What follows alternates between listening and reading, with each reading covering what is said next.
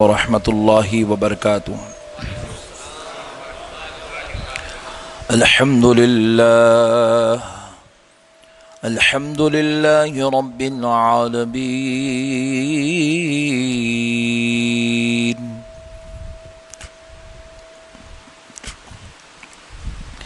والصلاة والسلام على سید الانبیاء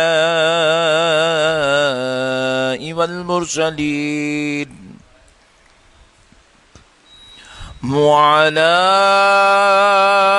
آلہ وصحبہ اجمعین الاکرمین۔ اشہد ان لا الہ الا اللہ وحدہ لا شریک لہ، واشہد ان سیدنا ونبینا ومولانا محمدا عبدہ ورسولہ۔ اما بعد فاعوذ باللہ من الشیطان الرجیم، بسم اللہ الرحمن الرحیم۔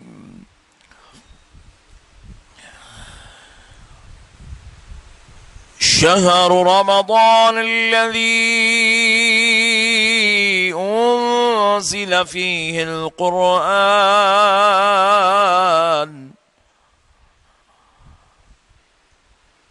هدى للناس وبينات من الهدى والفرقان، فمن شهد منكم الشهر فليصم، ومن كان مريضا أو على سفر فعدة من أيام أخر، يريد الله بكم اليسر ولا يريد بكم العسر، ولتكملوا العدة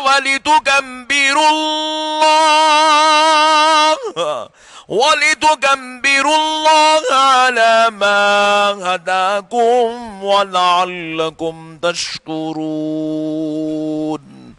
صدق اللہ العظیم وبلغنا رسوله النبی الکریم، ونحن على ذلك لمن الشاهدين والشاكرين، والحمد للہ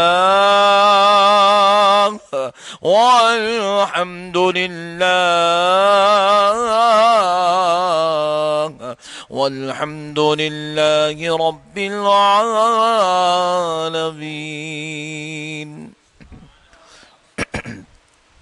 محترم سامعین کرام، معزز بزرگ حضرات اور نوجوان ساتھیوں،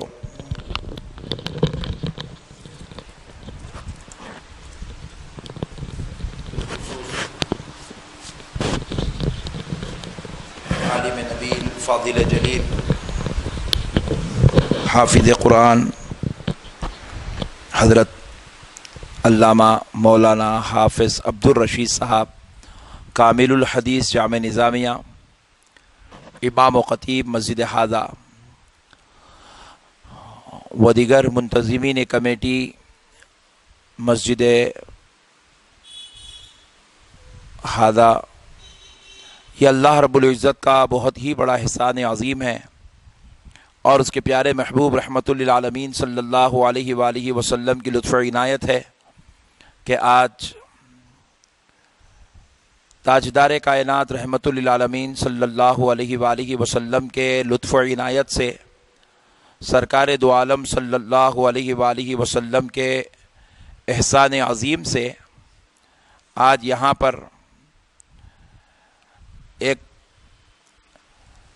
پہلے دہے کے اختتامی شب میں ہم سب کو حاضر ہونے کی توفیق اور سعادت نصیب ہوئی ہے، اور میں دل کی گہرائیوں سے آپ تمامی حضرات کو بالخصوص حضرت مولانا عبدالرشید صاحب قبلہ کو مبارکباد عرض کرتا ہوں کہ الحمدللہ 10 راتوں میں ایک قرآن مجید کی تلاوت اور سماعت کا شرف نصیب ہوا ہے۔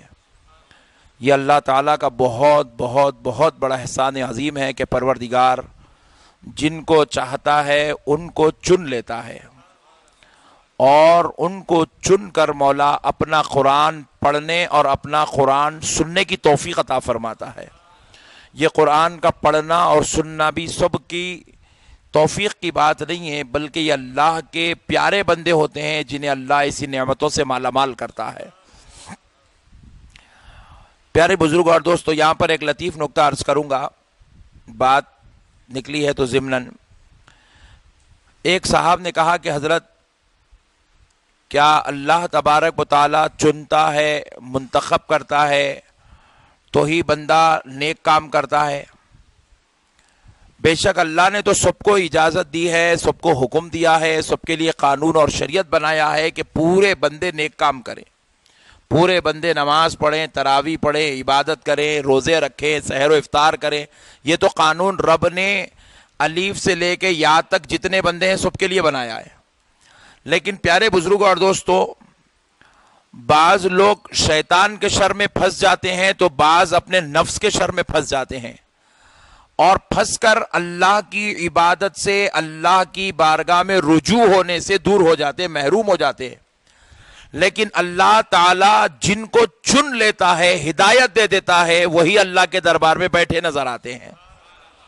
یہ اللہ تعالیٰ کا فضل عظیم ہوتا ہے کہ بندہ اپنے کاروبار چھوڑ کر، تجارت چھوڑ کر، ملازمت چھوڑ کر، گھر بار چھوڑ کر، اپنے خواہشات نفسانی کو ترک کر کے اللہ کے گھر کو اپنا بیٹھنے کا، عبادت کا جگہ بنا لیتا ہے، تو پھر اللہ تعالیٰ وعدہ کر لیتا ہے کہ جو میرے گھروں کو منور کر لیتا ہے، میں بروز محشر اسے عرش پہ جگہ عطا کر دیتا ہوں۔ تو پیارے بزرگوں اور دوستو، یہ اللہ کی رحمت ہے، اللہ جس کو چاہتا ہے اپنے فضل سے مولا عبادت کی توفیق عطا فرماتا ہے۔ تو اب ذرا یہ بات بھی سن لیں، پھر جو لوگ نہیں آئے ہیں پھر وہ کیا چیز ہے؟ تو بتلاتے ہیں کہ غیر رمضان اگر ہو تو شیطان کے شر میں پھنسے ہیں، اور رمضان ہو تو شیطان کا باپ نفس ہے، اس کے شر میں پھنسے ہوئے ہیں۔ نفس، رمضان میں آدمی کس کے شر میں پھنستا ہے؟ نفس کے، کیونکہ حدیث پاک ہے، رسول اللہ صلی اللہ علیہ وسلم ارشاد فرماتے ہیں، بخاری شریف کی حدیث ہے، آقا علیہ السلام نے ارشاد فرمایا، جب رمضان المبارک شریف کا چاند نظر آ جاتا ہے، جیسے ہی رمضان المبارک شریف مسلمانوں کے بیچ میں داخل ہو جاتا ہے، اللہ تعالی شیطان کو زنجیروں سے جکڑ دیتا ہے، شیطان کو جکڑ دیتا ہے، اور شیطان اب مسلمانوں کے قریب آ کر ان کو شر میں مبتلا نہیں کر سکتا۔ پھر لوگوں نے کہا کہ بھئی اگر شیطان نہیں کر سکتا، شیطان جا کر لوگوں کو بہکا نہیں سکتا، شیطان قید میں ہے، شیطان جو ہے مقید کر دیا گیا، تو پھر اب یہ لوگ جو رمضان میں بھی گناہ کر رہے ہیں، سیاکاری ہو رہی ہے، بدکاریاں ہو رہی ہیں، خطائیں ہو رہی ہیں، لڑائی جھگڑے ہو رہے ہیں، فتنہ فساد ہو رہا ہے، انتشار مچا ہوا ہے، پھر یہ کیا ہے؟ تو فرماتے ہیں کہ یہ شیطان کا شر نہیں بلکہ یہ نفس کا شر ہے۔ کس کا شر ہے؟ ذرا زور سے بولے۔ اور صوفیہ اکرام فرماتے ہیں شیطان اور نفس دونوں میں خطرناک نفس ہے، فرماتے ہیں صوفیہ اکرام، فرماتے ہیں دونوں میں زیادہ خطرناک جو ہے وہ نفس ہے۔ اور یہ نفس کیا ہے؟ شیطان کے رہنے کا گھر ہے، شیطان آ کے یہیں بیٹھتا ہے، ان دونوں دوستاں ہیں، جب ان دونوں ملے تو ہماری خرابی ہے، سمجھو آپ۔ تو اس لیے بزرگان دین کیا کرتے تھے، کبھی اپنے نفس کی سنتے ہی نہیں تھے، تو ان کا نفس پلتا ہی نہیں تھا تو شیطان آتا ہی نہیں تھا۔ نفس بزرگان دین کے پاس پلتا ہی نہیں تھا، جب نفس پلیں گا ہی نہیں، گھر بنیں گا ہی نہیں، جگہ رہیں گی ہی نہیں، تو شیطان آئیں گا ہی نہیں۔ تو یہ بزرگان دین کا طریقہ تھا، شیطان کو نہیں مارتے تھے لوگ، نفس کو مارتے تھے۔ کس کو مارتے تھے بولو؟ نفس کو مارتے تھے۔ پیارے بزرگوں اور دوستو، چار مینار رہیں گا ہی نہیں تو لوگ آئیں گے ہی نہیں۔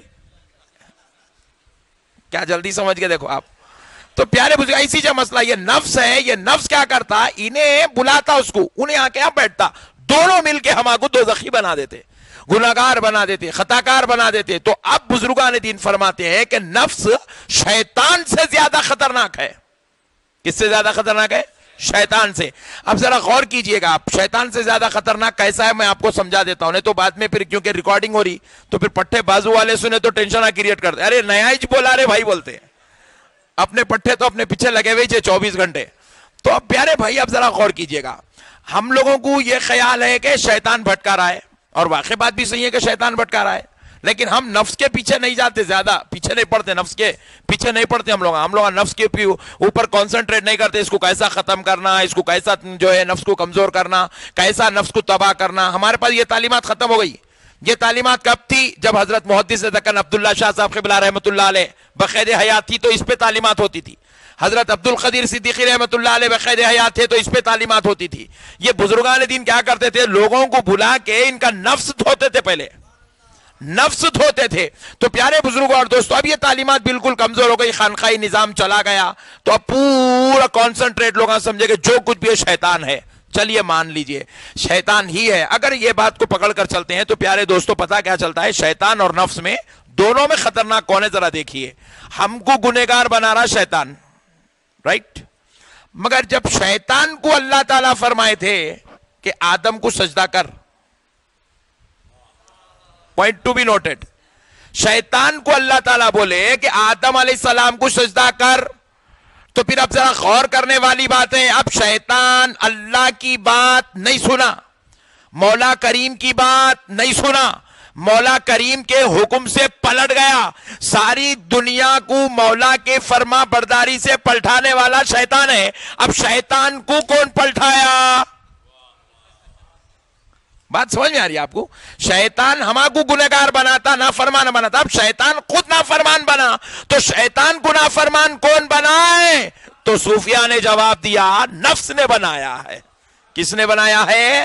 نفس نے. شیطان کو شیطان بنانے والے کا نام نفس ہے، شیطان کو شیطان بنانے والے کا نام نفس ہے. نفس اتنی خطرناک چیز ہے. اور خدا کی قسم، رمضان کیوں آتا ہے؟ مومنوں کے نفس کو صاف کرنے کے لیے آتا ہے، مومنوں کو نفس کی شرارتوں سے بچانے کے لیے آتا ہے. ادھر نفس بولتا ہے کہ کھاتے جاؤ کھاتے جاؤ کھاتے جاؤ، کیونکہ جتنا کھاتے جاؤ گے نفس اتنا موٹا موٹا ہوتے جائے گا. مولا کہتا ہے نفس تو کھا کھا کے موٹا ہو کر میرے بندوں کو گنہگار بناتا ہے، میں اپنے بندوں کو بھوکا رکھ کے نفس کی خرابیوں سے بچا لیا کرتا ہوں.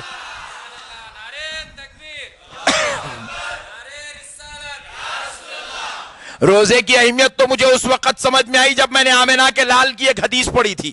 نبی پاک صلی اللہ علیہ وسلم کی بارگاہ میں ایک صحابی آئے، آ کر عرض کرنے لگے یا رسول اللہ، اب میں اپنی جوانی پر کنٹرول نہیں کر سکتا، میری زنا کی طرف خواہشیں بڑھ رہی ہے، گناہ کی طرف میری خواہشیں بڑھ رہی ہے، زنا کی طرف بڑھ رہی ہے. نبی پاک علیہ السلام نے کہا زنا کی اگر خواہش ہو رہی تو نکاح کر لو.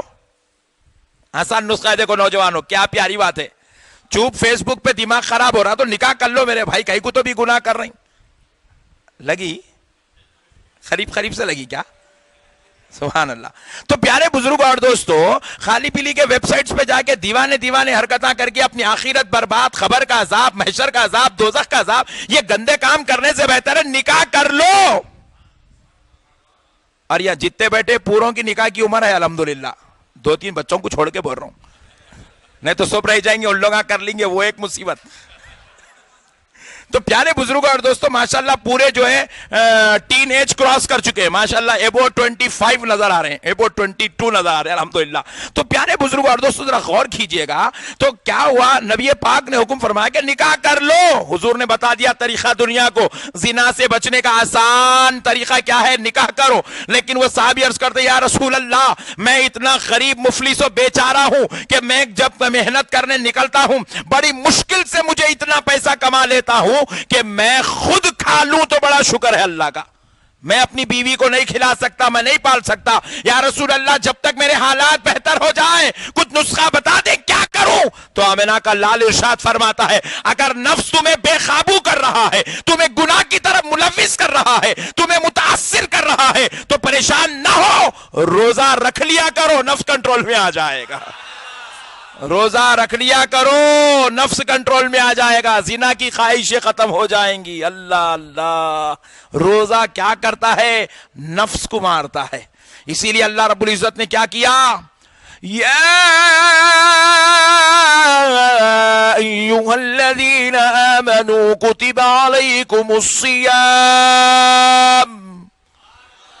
کہا اے ایمان والو تمہارے رب نے تم پر روزوں کو فرض کیا ہے، اے ایمان والو تم پر روزے فرض کیے جاتے ہیں۔ اللہ اللہ، اس کو رب نے فرض کر دیا کیونکہ رب نے دیکھا میرے بندوں کو دوزخ میں لے جانے والا کون ہے؟ نفس ہے۔ میرے بندوں کو دوزخ میں لے جانے والا کون ہے؟ شیطان ہے۔ تو جیسے ہی رمضان المبارک کا چاند نظر آتا ہے مولا شیطان کو جکیڑ دیتا ہے اور روزہ رکھوا کر نفس کو ختم کروا دیتا ہے، اور مولا دیتا ہے چانس، بندے آجا آجا آجا میرے بندے توبہ کر لے، مجھے میرے رب ہونے کی قسم میں تیرے 70 سال کے گناہ بھی معاف کرنے کو تیار ہوں، تیرے 100 سال کے گناہ بھی معاف کرنے کو تیار ہوں، میرے بندے آ توبہ کر لے۔ اگر تیری زندگی میں سمندر کے پانی کے خطرات کے برابر بھی گناہ ہے تو آج تیرا رب ماہ رمضان میں معاف کرنے کو تیار ہے، معاف کرنے کو رب تیار ہے۔ اللہ اللہ، اللہ کی رحمت رمضان میں عام ہو جاتی ہے،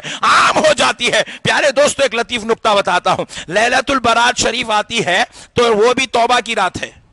لیلۃ البرات جو 14ویں شعبان کو ہوتی ہے، 15ویں شعبان کی جو رات ہے لیلۃ البرات، 14 شعبان المعظم گزرنے کے بعد جو رات آتی ہے دوستو توبہ کی رات ہے، لیلۃ التوبہ، لیلۃ المغفرہ۔ ذرا غور کرنے والی بات ہے، توبہ کی رات آئی، توبہ کرنے لوگ آ رہے تو اس میں کنڈیشن لگائے، بولے آج کی رات سب کی توبہ قبول ہوں گی لیکن 5 لوگوں کی توبہ قبول نہیں ہوتی۔ ارے باپ رے باپ، اب پورے لوگ پریشان ہو گئے، وہ 5 لوگوں میں کہ ہم تو نہیں ہیں۔ پوچھے مولانا وہ 5 لوگ کون ہیں؟ تو خطیب صاحب ٹھہر کے سنا دیے، وہ 5 لوگ کون ہیں سنو، زنا کرنے والا، ماں باپ کی نافرمانی کرنے والا، چوری کرنے والا، اور لوگوں کے ساتھ بدسلوکی، یتیموں کا غریبوں کا مال کھانے والا، حق مارنے والا۔ پیارے بزرگوں اور دوستوں لوگوں بڑے پریشان ہو گئے، باپ رے باپ، سود کھانے والا، پریشان ہو گئے، بولے ارے باپ رے باپ، ٹینشن میں آ گئے بھائی، لیلۃ البرات تو آئی مگر اب یہ 5 لوگوں کے لیے مغفرت نہیں ہے، آج کے دن اس کی توبہ قبول نہیں ہوتی، کیا کرنا؟ جواب ملا پہلے گناہوں کو چھوڑنے کا وعدہ کر لے، پورے کامہ پورے سمیٹ لے کے آجا، پورے رجسٹر بند کر، پورے ریکارڈاں پھاڑ کے پھینک کیا، توبہ کر قبولوں گی۔ پھر بھی وہ رات میں 5 لوگوں کے لیے کنڈیشن لگائی گئی، لیکن رمضان المبارک شریف آتا ہے تو اللہ نے کوئی کنڈیشن نہیں لگائی۔ مولا کہتا ہے زانی تو بھی آ، میں تجھے بھی دینے کو تیار ہوں، آج تو توبہ کر لے، میں آج تجھے معاف کرنے کو تیار ہوں، تو آجا اے شرابی، میں آج تجھے معاف کرنے کو تیار ہوں، اے جواری تو آ، آج میں تجھے بھی معاف کرنے کو تیار ہوں، گناہگارو تم آ جاؤ، تمہیں معاف کرنے کو تیار ہوں، خطا کارو تم آ جاؤ، تمہیں معاف کرنے کو تیار ہوں۔ اللہ اللہ، قربان جاؤ دوستو، ایک ایک گناہگار کو اللہ آواز دے رہا ہے، میرے بندے آ جا، میری رحمت اتنی عام ہو گئی، اتنی عام ہو گئی، اتنی عام ہو گئی کہ رمضان کی ہر رات میں 70,000 گناہگاروں کو دوزخ سے نکال کر جنت میں منتقل کر دیا کرتا ہوں۔ 1 2 نہیں، 70,000 دوزخی ماہ رمضان المبارک شریف کی رات میں دوزخ سے نکال کر جنت منتقل کر دیے جاتے ہیں۔ اتنی توبہ عام ہو جاتی ہے۔ اور پھر غور کرنے والی بات یہ ہے، اللہ رب العزت قرآن پاک میں ارشاد فرماتا ہے، لا تقنطوا من رحمت اللہ ان اللہ یغفر الذنوب جمیعا۔ اللہ رب العزت ارشاد فرماتا ہے اللہ کی رحمت سے نا امید مت ہو، ذرا زور سے بولو سبحان اللہ۔ اللہ کی رحمت سے نا امید مت ہو، بے شک اللہ سارے لوگوں کے سارے گناہ معاف کرنے کو تیار ہے۔ اللہ خوب معاف فرمانے والا، سارے گناہوں کو معاف کرنے والا ہے۔ اللہ کہہ رہا ہے میرے بندے تو میرا تو ہو جا، میرے بندے تو میرا ہو جا۔ بھائی دیکھو معافی کب ملیں گی، تنخواہ کب ملیں گی؟ جب آپ ملازم بنیں گے تو تنخواہ ملیں گی، نہیں بھائی آپ ملازم نہیں بنیں گے تو تنخواہ کہاں سے ملیں گی میرے بھائی؟ اللہ کہہ رہا ہے میرے بندے تو میرا ہو جا، کیا ہو جا؟ میرا ہو جا۔ اب یہ رمضان کہیں کو آیا، ماہ رمضان اسی لیے آیا گناہگاروں کو دنیا سے توڑ دے اور خدا سے جوڑ دے۔ جب بندہ نماز تراویح میں کھڑا ہوتا ہے، جب بندہ روزے کی حالت میں افطاری کے دسترخوان پہ بیٹھا ہوتا ہے، جب بندہ اپنی آرام والی بستر کی نیند کو چھوڑ دیتا ہے، سحری کے لیے اٹھ کے بیٹھ جاتا ہے، جب ایسے عجیب و غریب مراحل سے گزرتا ہے نا بھائی، یہ عام دنوں میں یہ کام نہیں ہوتے کیا؟ افطاری کے دسترخوان پہ بیٹھے، پوری صورت سوکھ گئی، ہوٹاں پورے ایسا لٹک رہے ہیں، حلق میں سے آواز نہیں نکل رہی، پیٹ جا کے پیٹ کو لگ گیا، دیکھے تو انہیں سب سے بڑا مریض دکھ رہا، یہ عثمانیہ کا پیشنٹ دکھ رہا، بول رہے ایسی حالت ہو جا رہی۔ اچھے لوگوں اتر گئے میرے بھائی 8 دن میں، طبیعت کی گرمی ہے، پیار بھرا روزہ ہے الحمدللہ، اچھے لوگوں اتر گئے الحمدللہ۔ جب دسترخوان پہ بیٹھتا، سامنے لذیذ میوے ہیں اور گرمیاں ہیں بول کے نئے شربتاں لا رہے بھائی، نہیں آپشولا بھی آ جا رہا، ماشاءاللہ سے لیمبو کا شربت بھی آ جا رہا، رسنا بھی آ جا رہا، لمکا بھی آ جا رہا، جوس بھی آ جا رہا، آما بھی اب بیچ نکلے، وہ آم کا جوس بھی آ جا رہا، موسمبی کا جوس، پورے جوساں سامنے ہے، اس کا حلق پورا سکڑا، پھر زبردست چلڈ پانی لیجیے اب آپ، کیا آزمائش ہو رہی میرے بھائی، اللہ اللہ۔ پھر اس کے بعد جو ہے لذیذ پورے تربوز خربوز میوے آم، طبیعت سے اور قسمت میں تو اپنی چھتے کو کھانا، پٹھوں کا نے خالی کھرچن ہے بھائی، غوث و خواجہ کا صدقہ تو خدا کی قسم ہمارے پاس ہے میرے بھائی، الحمدللہ الحمدللہ الحمدللہ۔ پرسوں کیا ہوا معلوم، ایک پٹھا بازو والا افطاری لے کے جا رہا مسجد کو، بولا ہولے مسجد کو افطاری لے جانا کون سی حدیث میں لکھا ہوا ہے رے؟ نہیں، مسجد کو افطاری لے جانا کون سی حدیث میں لکھا ہوا ہے؟ کون مسجد کو، کون سے صحابی مسجد کو افطاری لے جا کے روزہ کھولے تھے؟ کون سی حدیث میں لکھا ہوا ہے؟ پٹھے فاتحہ پہ حدیث یاد آئی تو افطاری پہ حدیث کہیں کو یاد نہیں آئی، حلق اندر چلے گا بول صاحب سکھ گیا پورا۔ ارے ہولے تیرا حلق سکا تو افطاری کھاتا، ہما کو بزرگوں کا صدقہ یاد آئے تو 11ویں کا کھانا کھاتے، ہمارے میں تیرے میں یہی کمال ہے۔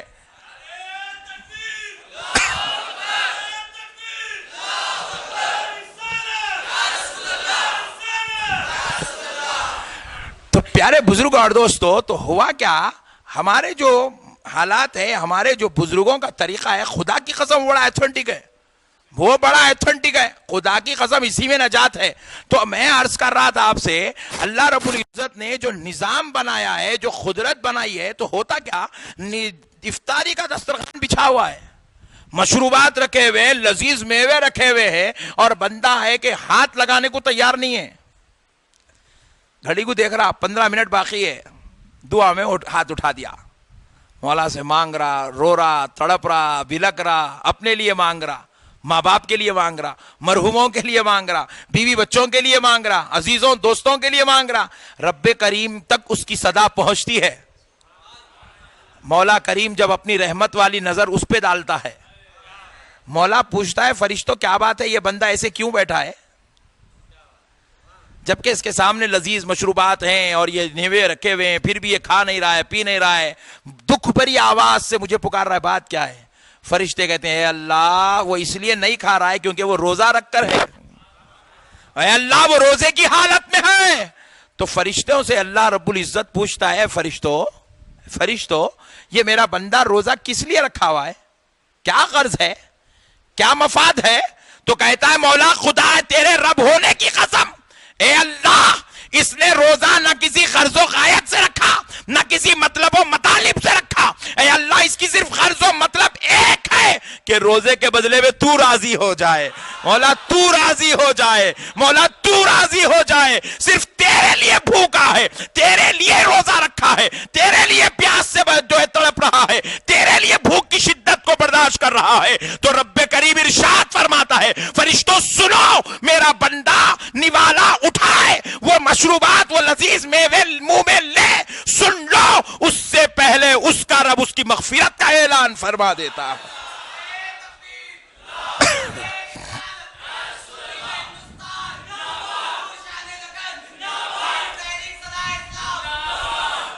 اللہ کہتا ہے بندو فرشتوں سنو، میں نے اس کی مغفرت فرما دی ہے۔ اسی لیے آمنہ کا لال ارشاد فرماتا ہے من صام رمضانا ایمانا واحتسابا، جس نے بھی ماہ رمضان میں ایمان کے ساتھ ثواب کی نیت سے روزہ رکھا، غفر لہ ما تقدم من ذنبہ، اللہ تعالی اس کی ماضی کی زندگی کے سارے گناہوں کو معاف فرما دیتا ہے۔ گویا کہ رمضان کے روزے رکھنے والا اپنے گناہوں سے ایسے پاک ہو جاتا ہے جیسے ابھی اپنے ماں کے پیٹ سے پیدا ہوا ہے، ابھی اپنے ماں کے پیٹ سے پیدا ہوا ہے۔ اللہ اللہ۔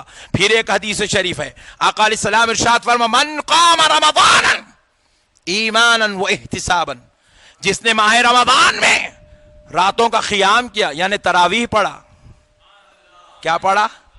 تراویح پڑھا، کیونکہ روزہ عام دنوں میں افطار کا وقت نہیں ہوتا، عام دنوں میں تراویح نہیں ہوتی، عام دنوں میں شب بیداریاں رمضان کی طرح نہیں ہوتی۔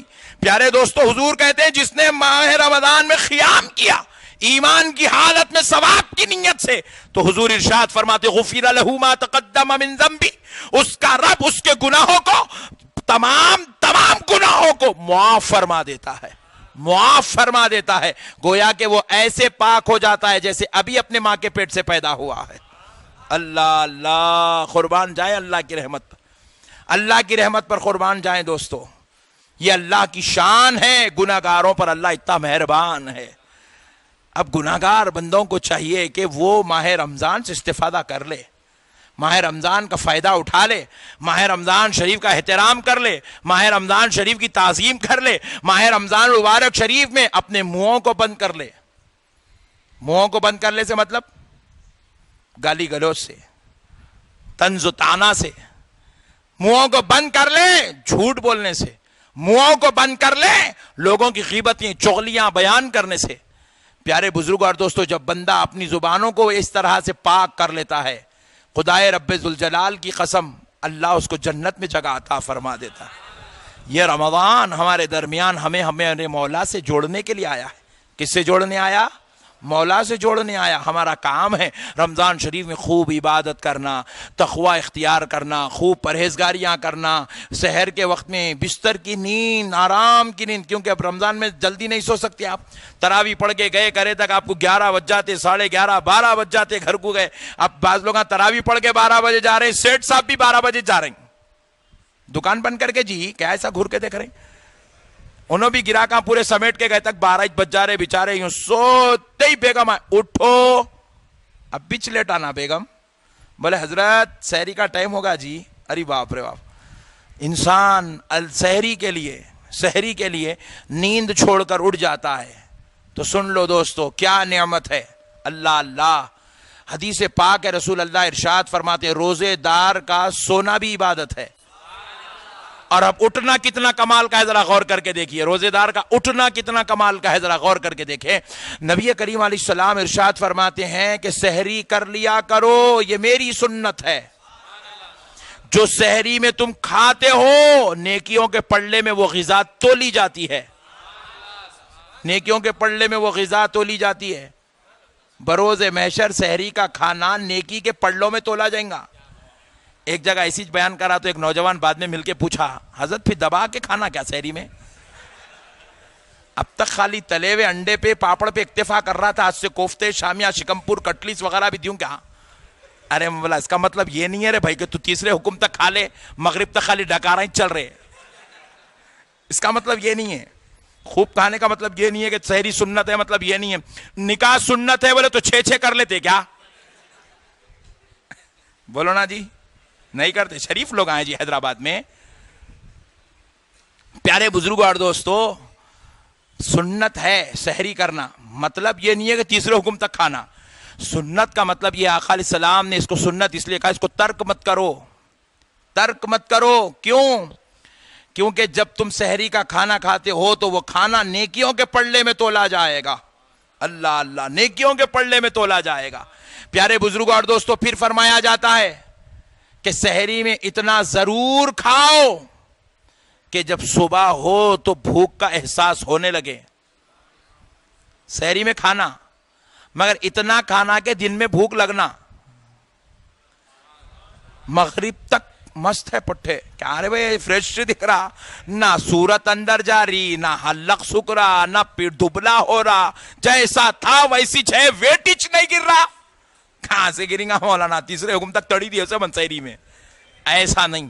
سحری کا مطلب ہے کہ سنت ہے ضرور کھائیں، لیکن دن میں روزہ رکھنے کا احساس ہونا، یعنی کہ روزہ لگنا، حیدرآبادی زبان میں روزہ لگنا، جیسے ہی آپ کو 11 بجے 12 بجے بھوک کا احساس شروع ہو گیا تو اب آپ کا ثواب میں انکریمنٹ ہوتا، ثواب میں اضافہ، کیونکہ جتنی بھوک لگیں گی اتنا ثواب ملیں گا۔ اب آپ ظہر پڑھنے کے بعد بالکل تھوڑے لاغر ہو رہے، سمجھو ٹیکا وکا لے رہے مسجد میں، یہیں سو جانا دل بول رہا، تو آپ کا ثواب اور بڑھ گیا، کیونکہ اب آپ جو بھوک کی شدت جو برداشت کر رہے ہیں، طبیعت پہ جو بار پڑ رہا ہے، یہ مولا کے لیے ہے، اور مولا کہتا ہے جو میرے راستے میں تکلیف اٹھاتا ہے میں اس کو اجر دیتا ہوں، ثواب میں اضافہ کر دیتا ہوں۔ اب عصر کی نماز ہو گئی، طبیعت پوری نڈھال ہو گئی، اب بالکل گھر میں بیٹھ گئے یا دکان میں بیٹھ گئے، بالکل اب خاموش بیٹھے، گرا کہا تو بعد میں آؤ بھائی پلیز، یہ کیفیت چل رہی، سبحان اللہ، یہ کیفیت چل رہی، تو اب سمجھ لیجئے کہ اب آپ کے روزے کی جزا کیا ہے، سن لیجئے۔ فرمایا جاتا ہے ہر عمل کا بدلہ جنت ہے، نماز پڑھو گے تو جنت ملے گی، زکوٰۃ دو گے تو جنت ملے گی، حج کرو گے تو جنت ملے گی، ماں باپ کی خدمت کرو گے تو جنت ملے گی، بیوی بچوں کا حق ادا کرو گے تو جنت ملے گی، زنا شراب چوری غلاظت شرارت سے بچو گے تو جنت ملے گی۔ مگر مولا فرماتا ہے جب میرا بندہ میری خاطر روزہ رکھ لیتا ہے اور روزے کی تکلیف کو برداشت کر لیتا ہے تو میں اب اسے روزے کے بدلے میں صرف جنت نہیں دیتا، صرف ثواب نہیں دیتا، بلکہ میں خود روزے کی جزا بن جاتا ہوں، میں خود روزے کی جزا بن جاتا ہوں۔ اللہ اللہ، یہ ہے روزہ لگنے کا، یہ ہے روزہ لگنے کا بدلہ۔ اللہ کے لیے روزہ رکھنا چاہیے، اللہ کے لیے جب روزہ رکھتا ہے اور بندے کو روزہ لگتا ہے تو بدلہ خود اللہ ہوتا ہے، اللہ بدلہ ہوتا ہے۔ دوستو پیارے بزرگوں اور دوستو، روزے دار کی مثال کیسی ہے معلوم؟ ایک مرتبہ بادشاہ محمود غزنوی رحمت اللہ علیہ اپنے دربار میں اعلان کرے، جنگ میں فتح ہوئی تھی، بڑے خوش ہوئے، بہت مال غنیمت آیا تھا، بہت خوش ہوئے، خوش ہو کر محمود غزنوی رحمت اللہ علیہ اعلان کر دیے کہ آج جس کو جو مانگنا ہے مانگ لے، میں دینے کو تیار ہوں۔ ایک وزیر آیا، بولے حضرت وہ سونا میرے کو چاہیے، لے لے۔ دوسرا بولا حضرت چاندی تو لے لے، انہیں بولا زیورات مجھے لے لے، بولے مجھے وہاں کی زمین، بولے لے لے، مجھے وہ باغات، بولے لے لے۔ جو مانگتا گیا آپ دیتے چلے گئے، دیتے چلے گئے، دیتے چلے گئے، دیتے چلے گئے۔ آپ کو پنکھا کرنے والی ایک بڑھیا تھی، انہیں بیچاری بازو ٹھہری، پنکھا ہچ کر دیا بیوی۔ حضرت اس کی طرف پلٹے، محمود غزنوی رحمت اللہ علیہ بادشاہ وقت، پلٹ کے پوچھے کیا ہوا، تم کچھ بھی نہیں مانگتے؟ تو بولے بادشاہ مانگنا تو چاہتی ہوں مگر مجھے خوف ہے، جو مانگوں گی میرا بادشاہ دے گا کہ نہیں دے گا۔ بولے یہ تم ہماری توہین کر رہی ہو، ہم نے سرے محفل اعلان کیا ہے کہ ہم سے جو مانگے گے ہم دیں گے، اور تم جب سے دیکھ رہی ہو جو مانگ رہا ہے ہم اسے وہ دیتے چلے جا رہے ہیں۔ بولے بادشاہ پھر بھی ایک بار سوچ لے، میں کچھ اور مانگ لوں گی تو کہیں آپ پریشان تو نہ ہو جائے۔ بولے مانگ لو، ہم اعلان کرتے ہیں ہم تمہیں دیں گے۔ جیسے ہی سنی، پنکھا بازو رکھی، بادشاہ کے سر پہ ہاتھ رکھی، میرے کو تو ہونا بولی۔ عقل مند تھی انہیں بولی سلطنت کے حصے لے کے کیا کروں، صاحب سلطنت کو لے لے تو قصہ ختم، اپن رانی ماں پکے ہے نہیں، روزہ بھی وہی چھے۔ بولے بندے یہ ثواب وہ نعمت وہ درجہ لے کے کیا کرتا، تو مجھے احترام کر لے، خدا تیرا ہو جائے گا، تو خدا کا ہو جائے گا، خدا تیرا ہو جائے گا، تو خدا کا ہو جائے گا، تو میرا احترام کر لے، مولا تیرا ہو جائے گا۔ اللہ اللہ، روزے کا بدلہ اللہ ہے دوستو، روزے کا بدلہ اللہ ہے. روزہ رکھ لیں, روزے کو بڑے اہتمام سے رکھیں.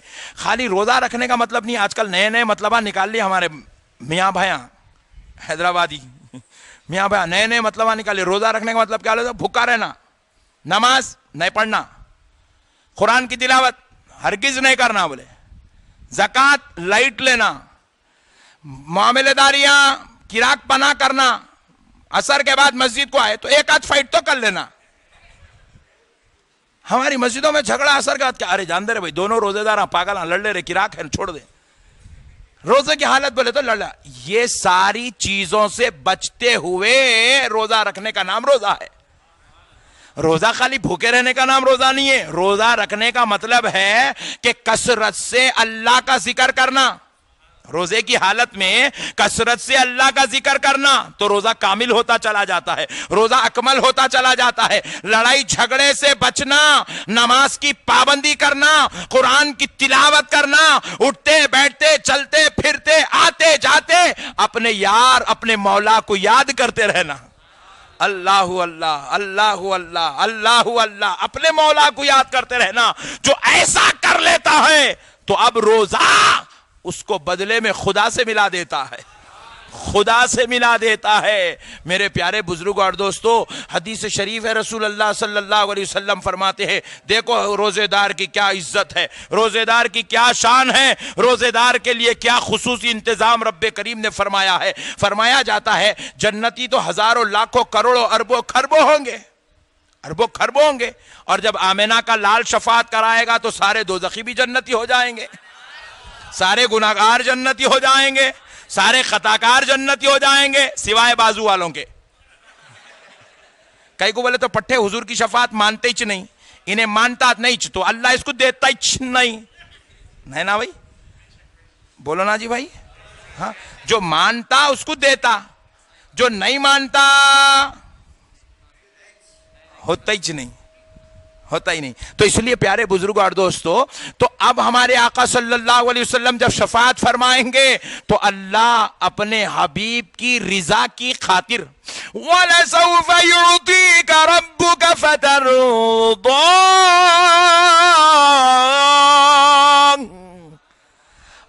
آپ کا رب آپ کی خاطر آپ کو اتنا دے گا, اتنا دے گا, اتنا دے گا کہ آپ اپنے رب سے راضی ہو جائیں گے. اوئے ہوئے ہوئے ہوئے, آپ اپنے رب سے راضی ہو جائیں گے. اللہ اللہ, آپ اپنے رب سے راضی ہو جائیں گے. حبیب پاک جب شفاعت کے لیے سجدے میں سر جھکیں گے, اللہ اتنا دے گا, اتنا دے گا, اتنا دے گا, ساری دوزخ گناہگاروں سے خالی ہو جائیں گی.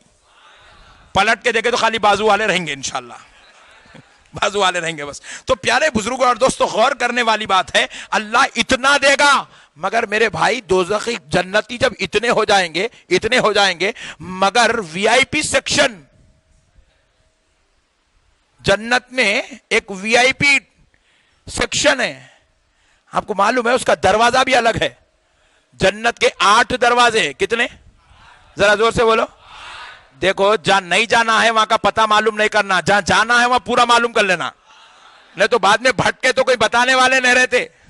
تو اس لیے پیارے بزرگوں اور دوستوں, اپنے کو جنت میں جانا ہے. جنت کے کتنے دروازے ہیں, ذرا زور سے بولو سبحان اللہ. جنت کے 8 دروازے ہیں, اور 8 دروازے کیسے معلوم, ایسے یہ 6 فٹ کے ہے, 12 فٹ کے. حجی سنو, میرے آقا صلی اللہ علیہ وسلم ارشاد فرماتے ہیں تیز رفتار گھوڑا جنت کے دروازے کی اس چوکھٹ سے دوڑنا شروع کرے تو اس چوکھٹ پہ پہنچنے کے لیے 70 سال کا وقت لگ جائے گا. تیز رفتار گھوڑا, تیز رفتار گھوڑا یہاں سے دوڑنا شروع کر دیں تو 70 سال لگیں گے. کہتے اتنا بڑا دروازہ ہے, خالی چوکھٹ چوڑائی اتنا بڑا ہے. ویسا ایک دروازہ جس کو وی آئی پی سیکشن بولتا ہوں میں, اللہ ویسا ایک دروازہ صرف اور صرف روزے داروں کے لیے رکھا ہے. صرف اور صرف, بولے دوسرے کوئی نہیں آنا ایسے, یہ صرف اپنے خاص لوگوں کا بات ہے. تم روزے ادھر آؤ. تو اس لیے روزہ مل گیا تو ضائع نہیں کرنا. کئی ہمارے بھائیوں کو میں دیکھوں سحرن ہونے کے بعد بھی سحری کر رہے ہیں. بھائی سیرن ہونے کے بعد سحری کبھی نہیں کرنا. سیرن ہوگا خلاص, سحری ختم. ایک نوالا نکو رے بڑے بھائی, وہ ایک ہی خراب کرنے والا ہے, دیکھتے رہے کو پلیز. سیرن ہونے کے بعد سحری نہیں کرنا, اور سیرن ہونے سے پہلے روزہ نہیں کھولنا. بازو والا 10 منٹ پہلے بجا دے رہا پٹھا, انہیں بہت ڈینجر ہے. اس کا سیرن سن کے کبھی بھی روزہ نہیں کھولنا. آپ سیرن سے پہلے روزہ نہیں کھولنا, یہ روزہ مکروہ ہو گیا.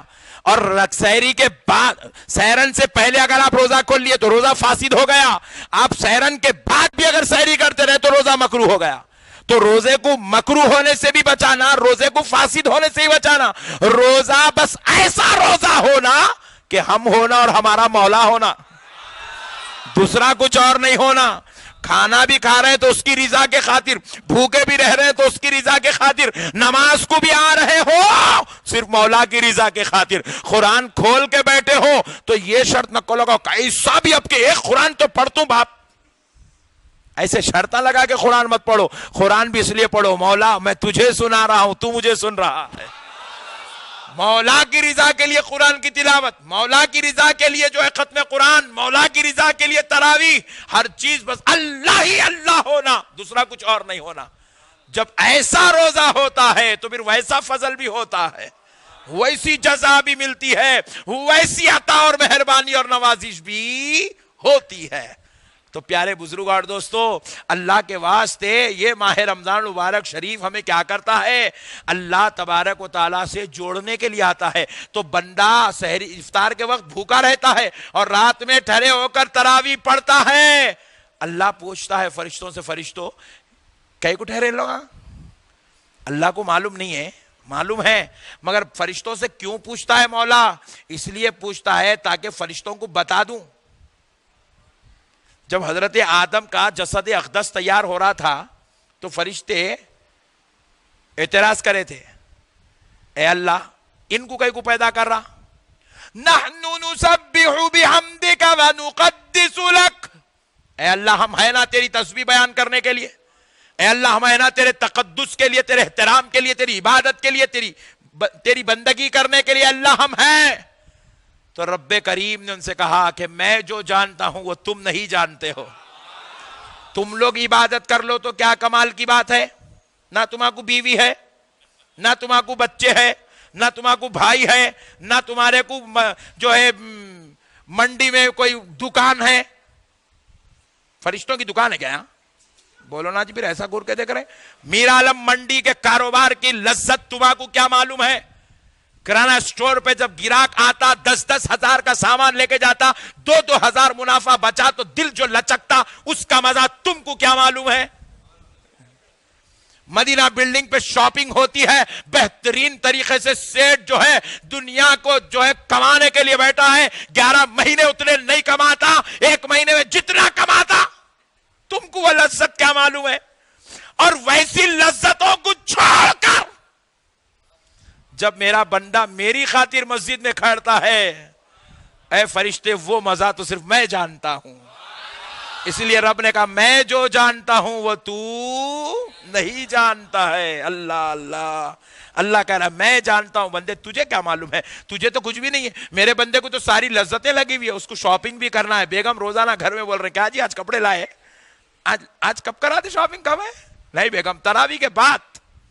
اب بیچاری ٹینشن میں ہے. بندہ اپنے بندوں کے حقوق بعد میں ادا کر رہا ہے, مولا کا حق پہلے ادا کر رہا ہے. اللہ اللہ. تو اب بندہ جب مولا کے لیے ایسا کرتا ہے, مولا کے لیے بھوکا رہتا ہے, مولا کے لیے دکان چھوڑ کے نماز کو آتا ہے, مولا کے لیے دکان چھوڑ کے تراویح کو آتا ہے, مولا کے لیے جو ہے شوگر ہونے کے باوجود بھی, بی پی ہونے کے باوجود بھی, ڈاکٹر کے منع کرنے کے باوجود بھی خالصتاً للہ روزہ رکھ لیتا ہے. تو اللہ کہتا ہے بند اے فرشتوں میں جو جانتا ہوں وہ تم نہیں جانتے ہو. تم کو تو کچھ نہیں ہے, تم عبادت کر لو, تم مجھے اللہ اللہ کہہ کے پکارو تو کیا کمال کی بات ہے. ادھر سے دنیا میرے بندے کو پکارتی ہے, ادھر سے شیطان میرے بندے کو پکارتا ہے, ادھر سے نفس میرے بندے کو پکارتا ہے, ادھر سے مال اور بیوی بچوں کی محبت میرے بندے کو پکارتی ہے, ادھر سے عزت اور رتبے منصب اور عہدے میرے بندے کو پکارتے ہیں. یہ ساری چیزوں کو چھوڑ کر جب میرا بندہ میرے دربار میں آتا ہے تو بس وہ لذت میں ہی جانتا ہوں، میرا بندہ ہی جانتا ہے۔ وہ سرور کیا ہے، وہ کیفیت کیا ہے، وہ پیار کیا ہے، وہ بندے اور خدا کی محبت کیا ہے، بس وہ آنے والا بندہ جانتا ہے، دیکھنے والا خدا جانتا ہے۔ پیارے بزرگ اور دوستو، یہ ہے کمال کی بات۔ اس لیے اللہ کہتا ہے کیا، مولا کہتا ہے فرشتو، میں اپنے بندے کو 70 ماؤں کی محبت سے زیادہ محبت کرتا ہوں۔ 70 ماؤں کی محبت ایک طرف، میری محبت ایک طرف نہیں۔ ہمارے دادا پیر حضور سیدنا عبداللہ شاہ صاحب قبلہ محدث دکن رحمت اللہ علیہ ارشاد فرماتے ہیں، مثال دے کر سمجھاتے ہیں اللہ کی 70 ماؤں سے زیادہ محبت کیسی ہے۔ مثال دے کر فرماتے ہیں، دیکھو ایک گھر میں چھوٹا بچہ، 1.5 سال کا بچہ موشن کر لیا، نجاست کر لیا، بازو سے خالہ گزرے، آنٹی ناک کو کپڑا لگا کے بولتے بہت گندا ہے رے تو، جب تو جب ایسی کرتے رہتا، ہٹ، بولتی نہیں بولتی، بولو بھائی، خالہ دھلاتی، خالی اچھا دکھا، پاؤڈر دکھا، لگا کے آیا تو اماں میرا بچہ بولتی، موشن کر لی جب میری بہن کا بچہ بولتی۔ پیارے بزرگ اور دوستو، غور کرنے والی بات ہے، نانی ماں گزرے، اماں انہیں تو پورا گھر ہی غارت کر دیا با، یہ نانی ماں کے جملے ہیں۔ دادی ماں بولتے اس کو لے جا کے باہر پھینک دے رہے، گندے کاما کرتے رہتا۔ ارے باپ رے باپ، بیچارہ پریشان ہے، ایک موشن اتنے لوگوں سے نفرت دلا رہا بھائی۔ بہن جا کے کیا کری، ماں کو اٹھائی، ماں بیچاری کمرے میں سو رہی، بیڈ روم میں، بولے اجی بہن اٹھو، تمہارا بچہ موشن کر لیا۔ اللہ اللہ، ماں کیا کرتی، باہر لے جا کے پھینک دے اس کو، نہیں بولتی، غلیظ ہوگا، گندا ہوگا، نہیں بولتی، نیند قربان کر کے اٹھ جاتی۔ اٹھ کے ماں اپنے بچے کے قریب آتی، گود میں اٹھا کے واش روم لے کے جاتی، گود میں اٹھا کے چلا لیتے بھی نہیں، گود میں اٹھا کے لے کے جاتی، ناک کو کپڑا نہیں لگاتی، بچے کے ساتھ نفرت والا رشتہ نہیں رکھتی، گود میں اٹھاتی، اور وہ بدبو سارے گھر کو متاثر کر سکی مگر ماں کی ممتا کو متاثر نہیں کر سکی۔ لے کے جا کے ہاتھ سے رگڑ رگڑ کے اپنے بچے کا جسم دھلاتی، اور پھر پلوں میں لپٹ کے اندر لے آتی، اور پھر پاؤڈر لگا لگا کے پیار کر کر کے بچوں کو کپڑے پہناتی۔ بولے وہ بدبو ماں کو متاثر نہیں کر سکی، وجہ کیا ہے؟ بولے ایک درجہ ممتا ہے، ایک درجے کی محبت ہے، ایک درجے کی محبت ماں کو نجاست کی بو سے دور نہ کر سکی، ماں کی محبت کو متاثر نہ کر سکی، مگر فرماتے اللہ 70 ماؤں سے زیادہ محبت کرتا ہے۔ اور اس کی مثال یوں دی جاتی ہے، محدث دکن ارشاد فرماتے ہیں کہ جب روزے دار روزہ رکھتا ہے تو روزے دار کے منہ سے بو آتی ہے، معدہ سوکھ جاتا، دیکھو دوپہر کا وقت ہوتا، معدہ سوکھ جاتا، معدہ سوکھنے کے بعد ایک بو ظاہر ہوتی منہ سے، خود روزے دار اپنے منہ کی وہ بو سونگنا پسند نہیں کرتا، خود روزے دار اپنی اس بو سے جو ہے پریشان رہتا ہے، اور اگر کسی سے بات کرنے کھڑ جائے، وہ منہ سے بو نکل جائے تو سامنے والا ایک قدم پیچھے ہٹ کے بات کرتا۔ کوئی آدمی روزے دار کے منہ کی وہ بو سونگنا پسند نہیں کرتا۔ محدث دکن ارشاد فرماتے ہیں کہ اللہ رب العزت نے کہا میں روزے دار سے نہیں، میرے ہر بندے سے 70 ماؤں سے زیادہ محبت کرتا ہوں۔ اس کی دلیل کے طور پر آقا علیہ السلام کا یہ قول ارشاد فرماتے ہیں کہ رب کریم ارشاد فرماتا ہے کہ روزے دار کی منہ کی وہ بو مجھے جنت کی مشک کی خوشبو سے بھی اچھی لگنے لگتی ہے، جنت کی مشک کی خوشبو سے اچھی لگتی ہے۔ اللہ اللہ، یہ ہے 70 ماؤں سے زیادہ چاہنے والا پروردگار۔ مولا کہتا ہے بندے آ جا، میں معاف کرنے کو تیار ہوں۔ اور اللہ رب العزت کس سے کہہ رہا ہے؟ لا تقنطوا من رحمت اللہ ان اللہ یغفر الذنوب جميعا۔ یہ جو خطاب ہے، اللہ کی رحمت سے نا امید مت ہو، اللہ تمہارے سارے گناہوں کو معاف کرنے والا ہے۔ یہ خطاب اللہ والوں سے نہیں ہے، یہ خطاب آمنہ کا لال کا چہرہ دیکھنے والے صحابہ سے نہیں ہے، یہ خطاب غوث اعظم اور غریب نواز سے نہیں ہے، یہ خطاب اللہ کے ولیوں سے نہیں ہے، یہ خطاب ہم گناہگاروں سے ہے۔ کہہ رہا ہے کہ تمہارے گناہ معاف کرنے کو تیار ہوں میرے بندے، تو میری رحمت سے نا امید مت ہو۔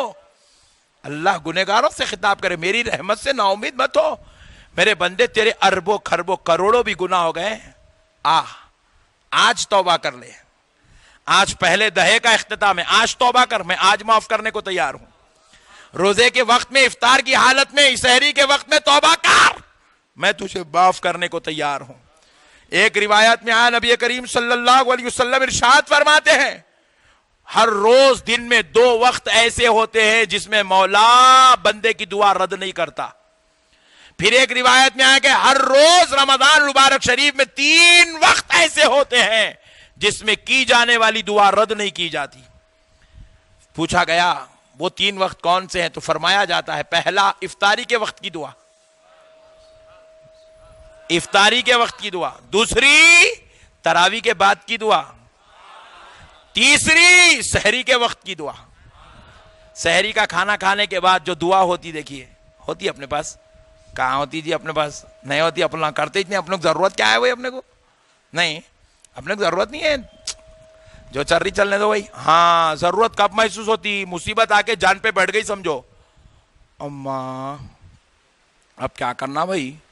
اور آج کل تو اتنا گھٹیا قسم کا ماحول چل رہا، اللہ معاف کرے، اللہ ہمارے کو تو کبھی ایسی آزمائش میں نہ ڈالے، اللہ کبھی کسی مسلمان کو ایسی آزمائش میں نہ ڈالے، پروردگار بالخصوص مجھے نہ ڈالے۔ اللہ کے گھر بیٹھ کے دعا کر رہا ہوں، ہمارے کو مصیبت آئی تو اللہ یاد نہیں آ رہا، MLA صاحب یاد آ رہے،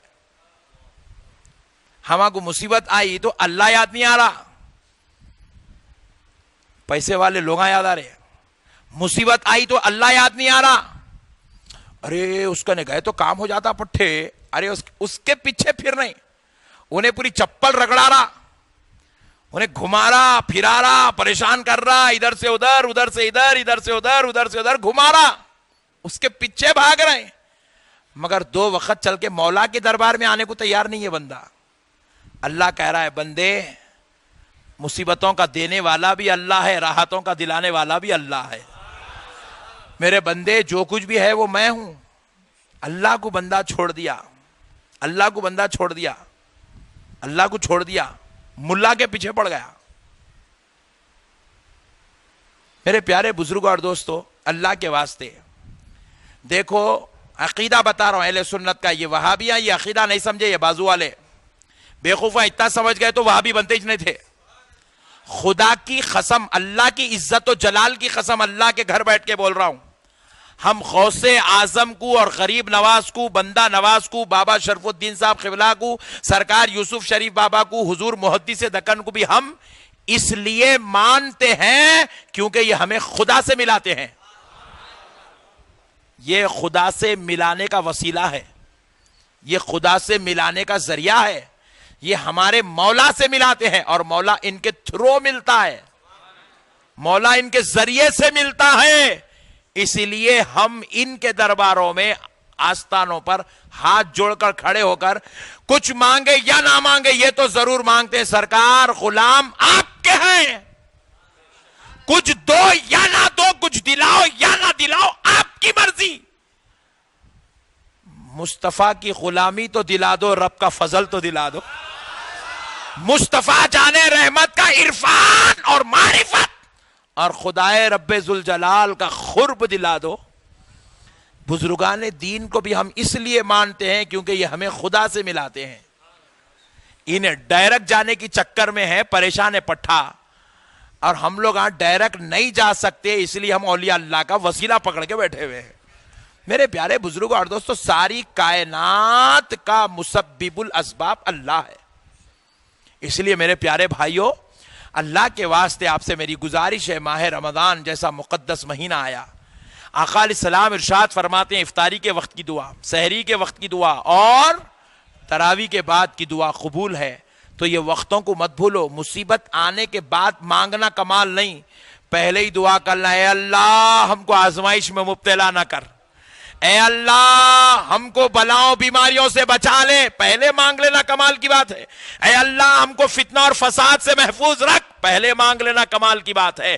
مصیبت آنے کے بعد رونے سے بہتر ہے کہ مصیبت آنے سے پہلے رو کے مصیبت کو بھگا دیا جائے، مصیبت آنے سے پہلے رو کے مصیبت کو بھگا دیا جائے۔ اور خدائے رب ذوالجلال کی قسم دوستو، اللہ تعالیٰ کو وہ بندہ بہت زیادہ پسند ہے، بہت زیادہ پسند ہے۔ کون؟ ایک دعا کرنے والا، دوسرا روتے ہوئے دعا کرنے والا۔ اللہ سے روتے ہوئے مانگنا چاہیے۔ ہمارا رشتہ مولا کے ساتھ عاجزی کا ہے، انکساری کا ہے۔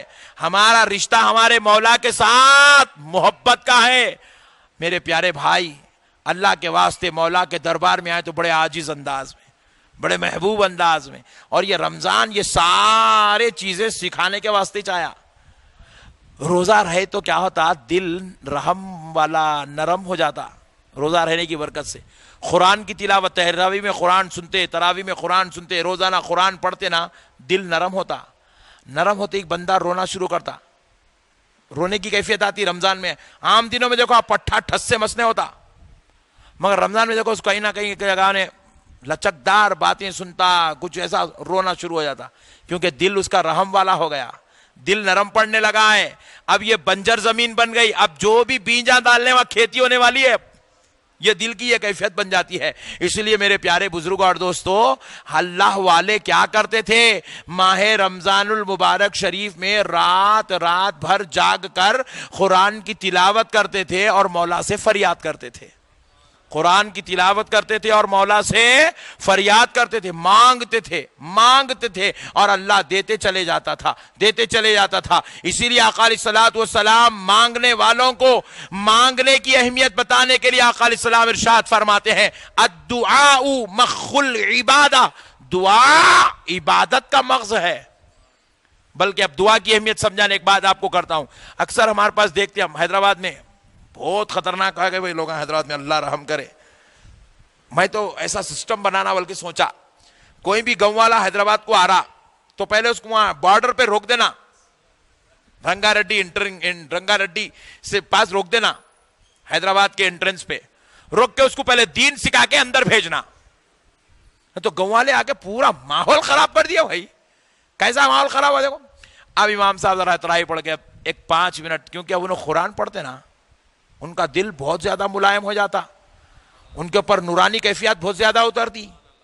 پہلی صف میں مؤذن کے بازو ٹھہرے تو ثواب ہے بہت زیادہ، پھر امام کے مصلی پہ ٹھہرے کتنا ثواب ہوں گا؟ وہ نہیں سوچتے لوگ۔ سب سے زیادہ فضل کس پہ اترتا؟ یہ مصلی والے پہ اترتا۔ بہت ملائم ہوا تو اللہ، بہت نورانی ہوا تو اللہ سے بہت گہرا تعلق رہتا ان کا۔ اب وہ گہرے تعلق کی بنیاد پہ ذرا ایک 10 منٹ دعا ہو گئی سمجھو، اب گاؤں والا کیا بولتا؟ بابا اتنی دعا کرتے؟ ارے دیوانے سن، خدا کی قسم تیری پوری عبادت کا مغز وہ دعا میں رکھا ہوا ہے، وہ دعا میں رکھا ہوا ہے۔ جتنی دعا کی جائے کم ہے۔ اب سنی حدیث شریف، رسول اللہ صلی اللہ علیہ وسلم ارشاد فرماتے ہیں، جیسے ہی مومن بندہ نماز کا ارادہ کر لیتا ہے، اللہ کی بارگاہ سے رحمت کے فرشتے رحمت لے کر وہ بندے کے پاس آ جاتے ہیں۔ ایک تھالی میں اللہ کی رحمت لے کر اس کے پاس آ جاتے ہیں۔ وہ ارادہ تو کر لیا، فرشتے اس کے اوپر رحمت کی تھالی لے کر ٹھہرے ہوئے۔ وہ وضو کرتا ہے، فرشتے رحمت کی تھالی لے کر ٹھہرتے ہیں۔ وہ مسجد کی طرف سفر کرتا ہے، فرشتے اس کے ساتھ ساتھ چلتے ہیں۔ وہ مسجد میں آ کر سنت ادا کرتا، انتظار کرتا، جماعت سے نماز ادا کر لیتا، فرشتے اس کے ساتھ ٹھہرتے ہیں۔ جیسے ہی وہ کہتا ہے، ارحم لنا یا ارحم الراحمین، اکرم لنا یا اکرم الاکرمین، اللهم انك عفو كريم تحب العفو فاعف عنا يا كريم، اللهم ربنا آتنا في الدنيا حسنة وفي الآخرة حسنة وقنا عذاب النار۔ جیسے ہی وہ یہ دعا کرتا ہے، اللہ کہتا ہے فرشتے میرے بندے پہ رحمت ڈال دے۔ اللہ اللہ، رحمت دعا کرنے والے پہ پرستی ہے. بھائی دیکھو جو مانگیں گا نہیں اس کو دیں گے کئی کو. ہماری مسجد میں کیا ہوتا, بازو والے ہے سلام پھیرتے کی بھاگتا. ہمارے امام صاحب ایک دن اعلان کرے, نوجوانوں سلام پھیرتے کی مت بھاگو, دعا کر کے جاؤ. میں بولا تم دیوانے پاشا ہے یارو, کئی کو بولے تم دعا کرو بول کے اس کو. ارے نہیں مولانا اچھا نہیں دکھتا پٹے. ارے میں بولا دیکھو جی اگر انہیں مانگا تو اللہ دیتا, انہیں بھاگ رہا نہیں اللہ اس کو بھگا رہا. بازو والے کو اللہ بھگا دے رہا, تو مانگنا نہیں میں دیتا نہیں. نہیں انہیں مانگا جنت تو مجھے دینا پڑتا, اور اس کی جماعت کا عقیدہ بن گیا دعا نہیں کرنا. بولا ویری گڈ, تو جنت مانگنا نہیں اللہ دیتا نہیں, تو اللہ سے مغفرت مانگنا نہیں اللہ دیتا نہیں. اب ایک نیا ہی شوشہ سنا میں کل, پٹھے بول رہے ہیں روزہ کھولتے وقت دعا کرنا بدعت ہے. بولا اما کیا برا پھنس گیا پٹھے تو, بے شک بدعتی ٹھہرے بھائی مگر تیرے واسطے. تو مانگنا نہیں, اللہ تعالیٰ بھی بڑا سسٹمیٹک ہے. دیکھو مولا کا سسٹم, مولا کا قانون بڑا نرالا ہے. دیکھیے مولا کی شان بڑی نرالی ہے. بھائی دیکھو مانگنے والے کو اللہ نہیں دے ہو سکتا, بولو نا بھائی.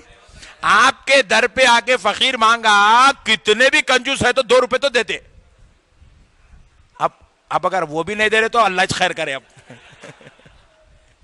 معاف کرو بھائی معاف کرو, بولے تو اماں فقیر بولا انہیں میرے سے بڑا خطرناک دکھ رہا بھائی, اس نے میرے سے معافی چاہ رہا پٹھے, اپن امیر انہیں فقیر. تو پیارے بزرگوں اور دوستوں, اس سے خطرناک لوگوں کو میں تو خطاب کر نہیں سکتا, میں سنبھال نہیں سکتا, بول نہیں سکتا.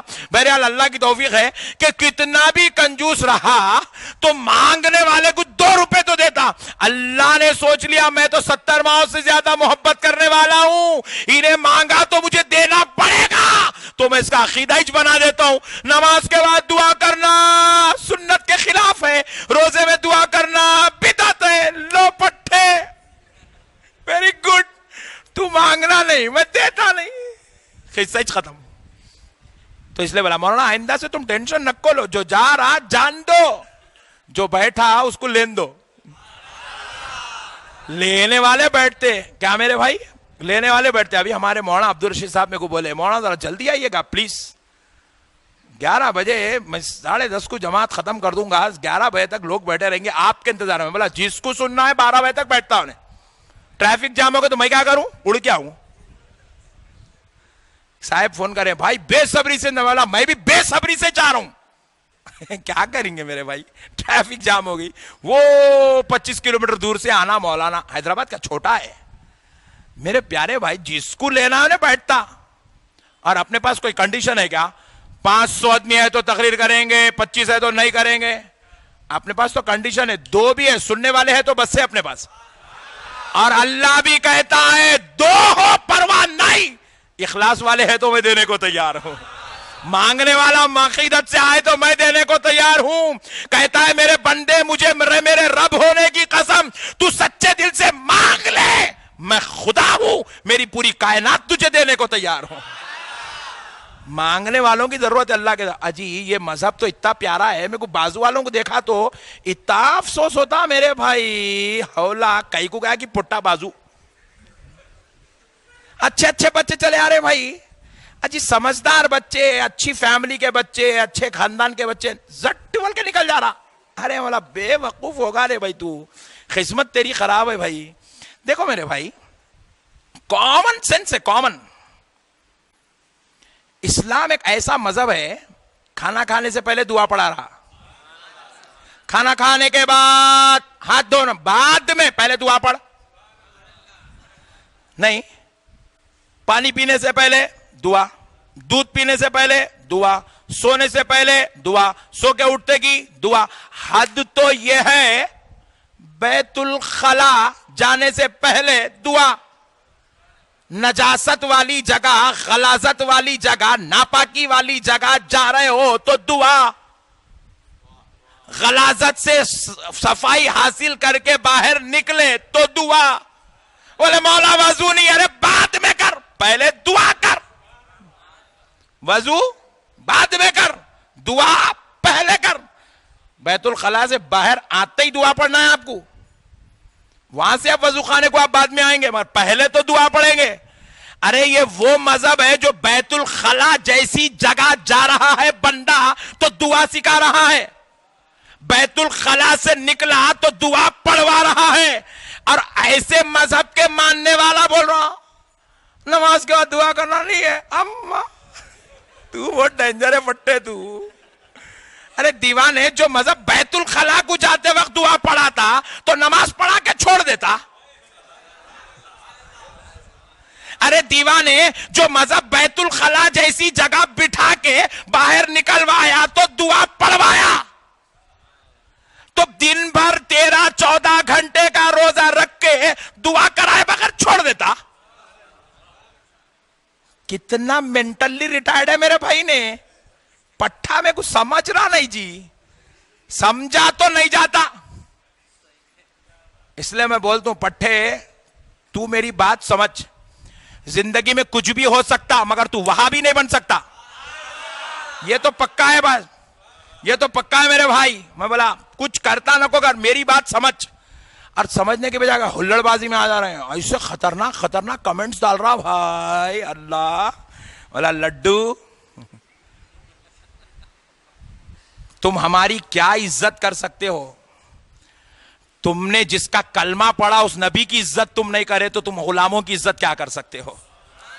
تم ہمارے ساتھ کیا وفائی کر سکتے ہو؟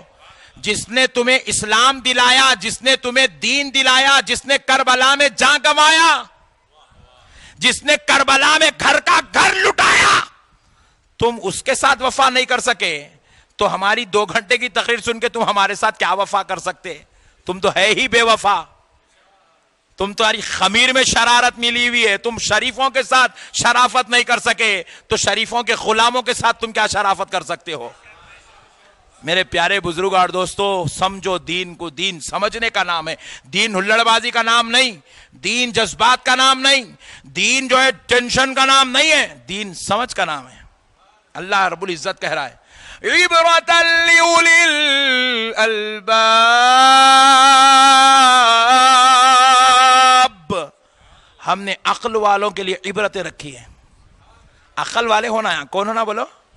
آپ مینٹلی ریٹائرڈ تو کچھ بھی نہیں کر سکتے. اب عقل والے ہونا. عقل والے تو پورے مسئلے سمجھ میں آتے رہے. ہاؤ بھائی سے ایک پوائنٹ سمجھاتا ہوں، اس کے بعد انشاءاللہ پھر ایک لطیف گفتگو کی طرف آپ کو لے چلتا ہوں. مگر پہلے آپ وعدہ کر لیجئے انشاءاللہ تعالی رمضان مبارک ہم انشاءاللہ مولا کے لیے گزاریں گے، خوب عبادت کریں گے، خوب روزے رکھیں گے، خوب مولا کو راضی کرنے والے اعمال کریں گے، اور رمضان میں ایثار اور قربانی دیں گے. کئی کا ایثار؟ کاروبار کا ایثار، بزنس کی قربانی. یہ دیے تجھ اللہ ملتا نہیں. ایک پوائنٹ بتاتا ہوں. یہ پستہ ہاؤس، یہ شاغوس، یہ شاداب، یہ آداب بڑے خطرناک ہے. اچھے لوگ ہیں، اللہ جزائے خیر دے. نامہ خطرناک ہے، بول رہا ہوں ان لوگا نہیں، تم لوگا نہیں بتا دیں گے. وہ ایک مصیبت، ٹینشن کہاں کا پال لوں میں، ایسو ٹینشن آج بہت ہے. تو یہ جو ہوٹلس ہے، میں غور کر کے دیکھا سال بھر ان لوگ حلیم بیچ سکتے نا جی؟ نہیں، سال بھر بیچ سکتے؟ سال بھر بیچتے ہی نہیں. سال بھر کھچڑی بیچیں گے، نہاری بیچیں گے، بریانی بیچیں گے، دم کا چکن، مرغ مسلم، حلیم نہیں. صرف رمضان میں کئی کو. ایک پوائنٹ.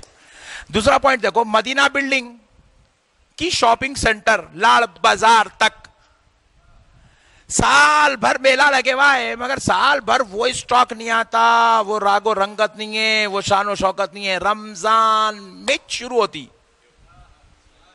غور کرنے والی بات ہے. کیا سسٹم ہوں گا یہ؟ رمضان میں کئی کو کھانے کے آئٹم بھی، رمضان میں پہننے کے آئٹم، رمضان میں کئی کو. یہ اللہ کی آزمائش ہے. کیا ہے ذرا بولو؟ اللہ کی، ذرا زور سے بولو. یہ اللہ کی آزمائش ہے. اللہ تعالیٰ کیا کرے، سیٹوں کے ذہن بنائیں. رمضان میں یہ ایسے کپڑے، ایسی شان، ایسی شوکت، ایسی چمک دھمک، پھر اس کے بعد اصلی گھی کی خوشبو بھائی سامنے سے گزرے تو گزرنا ٹینشن ہوگا. رکنا ہے گاڑی وہاں. کہے تو گئے رہے بھائی 150 روپے لا ایک ڈبہ. ہونا ہی ہونا ہے وہاں پہ. اب ذرا غور کرنے والی بات ہے پیارے بزرگوں اور دوستو. یہ کئی کو ہے رمضان میں آزمائش ہے. دیکھتے دنیا کا ہو کے رہ جاتا یا مولا کا ہو کے رہ جاتا. شاپنگ سینٹروں کی راگ و رنگت میں پھنس جاتا یا ہوٹلوں کی لذیذ لذتوں میں پھنس جاتا یا مولا کی بارگاہ میں آ کے تراویح کے مزے حاصل کرتا یا مولا کے دربار میں آ کر روزے کے مزے حاصل کرتا یا مولا کی رضا کے لیے اللہ اللہ اللہ اللہ کرتا. اللہ یہ آزمانا چاہتا ہے. اللہ یہ دیکھنا چاہتا ہے. یہ آزمائش ہے دوستو. یہ آزمائش ہے دوستو. اللہ کے واسطے اس آزمائش میں کھرے اترو.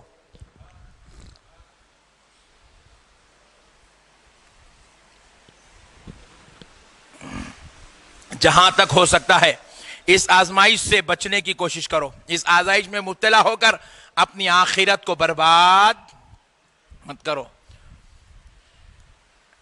بعض لوگوں کو دیکھا میں 10 دن شاپنگ سینٹر پھر رہے ہیں. 10 دن 10 دن پھر رہے ہیں. ایک دن جا رہے ہیں اما بابا جان کے کپڑے, ایک دن بیگم کے کپڑے, ایک دن بچوں کے کپڑے, ایک دن اپنے کپڑے. 10 دن رمضان کی شاپنگ میں چلے گئے میرے بھائی. اللہ اکبر. اللہ کہہ رہا ہے بندے میں نے تجھے عبادت کے لیے دیا ہے. میں نے یہ دن تجھے عبادت کے لیے دیے ہیں. میں نے تجھے یہ اللہ اللہ پکارنے کے لیے دیے. یہ شاپنگ سینٹر میں پھرنے کے لیے دیا. لوگ روز آنا. اور خاص بات دیکھو آپ روزہ کھولتے شروع ہوتی وہ حلیم عروج پہ بام پہ رہتی. کب؟ مسجد میں ادھر تراویح چل رہی ادھر دیگا خالی ہو رہے. اب دیکھیں گے تراویح کو آتا نہیں دیگوں کا نہیں جاتا. اب تراویح پڑھ کے 11 بجے نکلا خلاص ختم ہو گئی بھائی. شٹ. آزمائش ہے. اللہ کہہ رہا ہے بندے دیکھتا ہوں میری طرف آتا یا ادھر جاتا. آزمائش ہے دوستو. غور کرو. اس آزمائش میں کھرے اترو. یہ دنیا کے مزے ہے. آج پہن لیے رمضان میں بقرعید تک پھٹ کے اتر جاتا نہیں ہے جی. بولو نا جی. نہیں اترتا. اب جتنے شادی شدہ لوگ ہیں ان سے پوچھ رہا ہوں ولیمے میں ایک بہترین سوٹ پہنائے تھے سیل آئے تھے دیکھو اور جوڑے کی رقم کی شیروانی ہے خلاص. شادی رہ گئی کپڑے پھٹ گئے. جو کھانا کھائے وہ فضلہ بن کے نکل جاتا. جو پہنے وہ اتر کے چل جاتا. جتنے حلیمہ کھائے 5 رمضان کو ایک حلیم کھائے تھے اب تک ہے. کل کھائے سو نہیں ہے 5 کی کہاں رہیں گی جی. میرے پیارے بزرگوں اور دوستو جو کھائے وہ فضلہ بن کے نکل جاتا. جو پہنے وہ پھٹ کے اتر جاتا. مگر خدا کی قسم جو یہ 10 دن سے ایک قرآن سن لیے یہ دنیا میں بھی کام میں آتا, یہ خبر میں بھی کام میں آتا, یہ محشر میں بھی کام میں آتا. اور یہی قرآن, یہی تراویح, یہی روزہ, یہی عبادت گناہگار کو کھینچ کھینچ کے جنت میں لے کر جاتے. جنت میں لے کر جاتے. حدیث شریف میں آقا علیہ السلام ارشاد فرمائے قرآن اور روزہ گناہگار کی شفاعت کرائیں گے, اسے کھینچ کر جنت میں لے کر جائیں گے. اللہ اکبر. میرے پیارے بزرگوں اور دوستو اب بس ایک بات سنا کر پھر اصل بات کی طرف, ایک اہم موضوع کی طرف آپ کی توجہ انشاءاللہ تعالی لے چلتا ہوں. ذرا غور کریں. قربان جائیں آقا نامدار مدنی تاجدار دونوں عالم کے مختار سید الابرار صلی اللہ علیہ وآلہ وسلم کے. اللہ اللہ کیا شان ہے ہمارے آقا کی, کیا شان کے مالک ہیں ہمارے سرکار. میرے پیارے بزرگوں اور دوستو اللہ کی رحمت اتنی وسیع اتنی وسیع اتنی وسیع ہے. اللہ کا فضل اتنا عام اتنا عام اتنا عام ہے. قربان جائیں آقا نامدار مدنی تاجدار دونوں عالم کے مختار صلی اللہ علیہ وسلم جب معراج کے لیے تشریف لے گئے. کئی کے لیے؟ معراج کے لیے. جب حضور معراج شریف سے واپس آ رہے تھے, معراج شریف سے حضور واپس آ رہے تھے تو رب کریم نے آقا نامدار مدنی تاجدار دونوں عالم کے مختار سید الابرار صلی اللہ علیہ وسلم کے چہرے اقدس پر فکر کے آثار دیکھے. فکر کے آثار. تو اللہ رب العزت نے حضور صلی اللہ علیہ وسلم سے فرمایا، اے میرے محبوب، میں نے آپ کو معراج کروائی، عروج کی انتہا کو پہنچایا، اپنے دیدار سے مشرف کرایا، میرے پیارے آپ پھر دنیا کی طرف جا رہے ہیں تو ایک فکر آپ کے چہرے پر سجی ہوئی ہے، پیارے بات کیا ہے؟ تو آقا علیہ الصلوۃ والسلام عرض کرتے ہیں، اے اللہ، میری تو معراج ہو گئی کہ میں نے تیرے دیدار سے اپنے آپ کو مشرف کر لیا، لیکن مولا مجھے میری امت کی معراج کی ٹینشن لگی ہے، میرے امت کی معراج کی فکر مجھے ستا رہی ہے۔ تو کہا، اے حبیب، آپ اپنی امت سے بس ایک میری بات کہہ دو کہ وہ کبھی میرے دشمن کو اپنا دوست نہ بنائے، جب وہ میرے دشمن کے شر سے بچ جائے گا تو میں جنت کا اس کو حقدار بنا دوں گا۔ اللہ کا دشمن کون ہے؟ شیطان ہے۔ کون ہے بے ذرا بولیں؟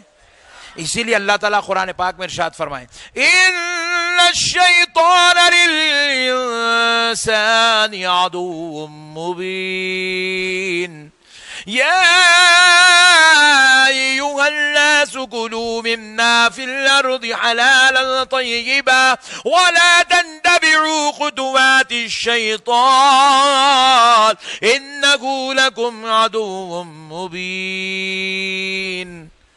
اللہ رب العزت نے بار بار قرآن میں کہا، شیطان تمہارا کھلا دشمن ہے، شیطان تمہارا کھلا دشمن ہے۔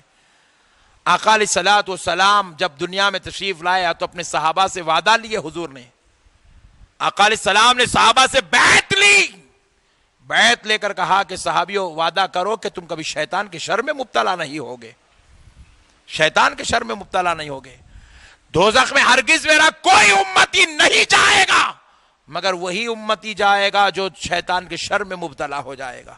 میں انہی لوگوں کو دوزخ میں دیکھ رہا ہوں جو شیطان کے شر میں پھنس جاتے ہیں، شیطان جن کو اپنا شکار بنا لیتا ہے، شیطان جن کو اپنا ہتھیار بنا لیتا ہے، وہی لوگ شیطان کے شر میں مبتلا ہوتے ہیں۔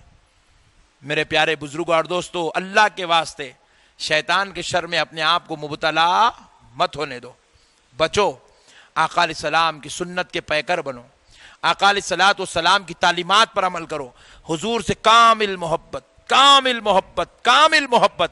محبت کس کا نام ہے؟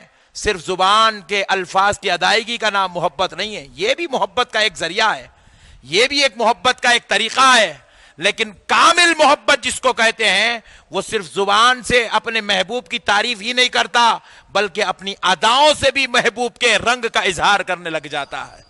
ہماری ہر ادا میں، ہماری ہر حرکات و سکنات میں ادائے مصطفیٰ جھلکنا چاہیے، سنت مصطفیٰ جھلکنا چاہیے، کردار مصطفیٰ جھلکنا چاہیے، تہذیب و تمدن جو مصطفیٰ نے ہمیں دیا ہے وہ تہذیب و تمدن ہمارے اندر نظر آنا چاہیے، اور حتیٰ کہ ہم ایسے انسان بن جائیں کہ اگر ہم دور سے آ رہے ہو، 2 کلومیٹر دور سے اگر کوئی ہمیں دیکھ لے تو یہ نہ کہے کہ فلاں کا بیٹا آ رہا ہے، فلاں کا بھائی آ رہا ہے، فلاں کا باپ آ رہا ہے، فلاں کا رشتہ دار آ رہا ہے یا فلاں سیٹ آ رہا ہے، بلکہ دیکھنے والا کہہ دے، دیکھو دیکھو مصطفیٰ جان رحمت کا غلام آ رہا ہے۔ ہمارا کردار اتنا نرالا ہو جانا چاہیے، ہماری شان ایسی عظمت والی، ایسی شان والی، ایسی رفعت والی ہونی چاہیے۔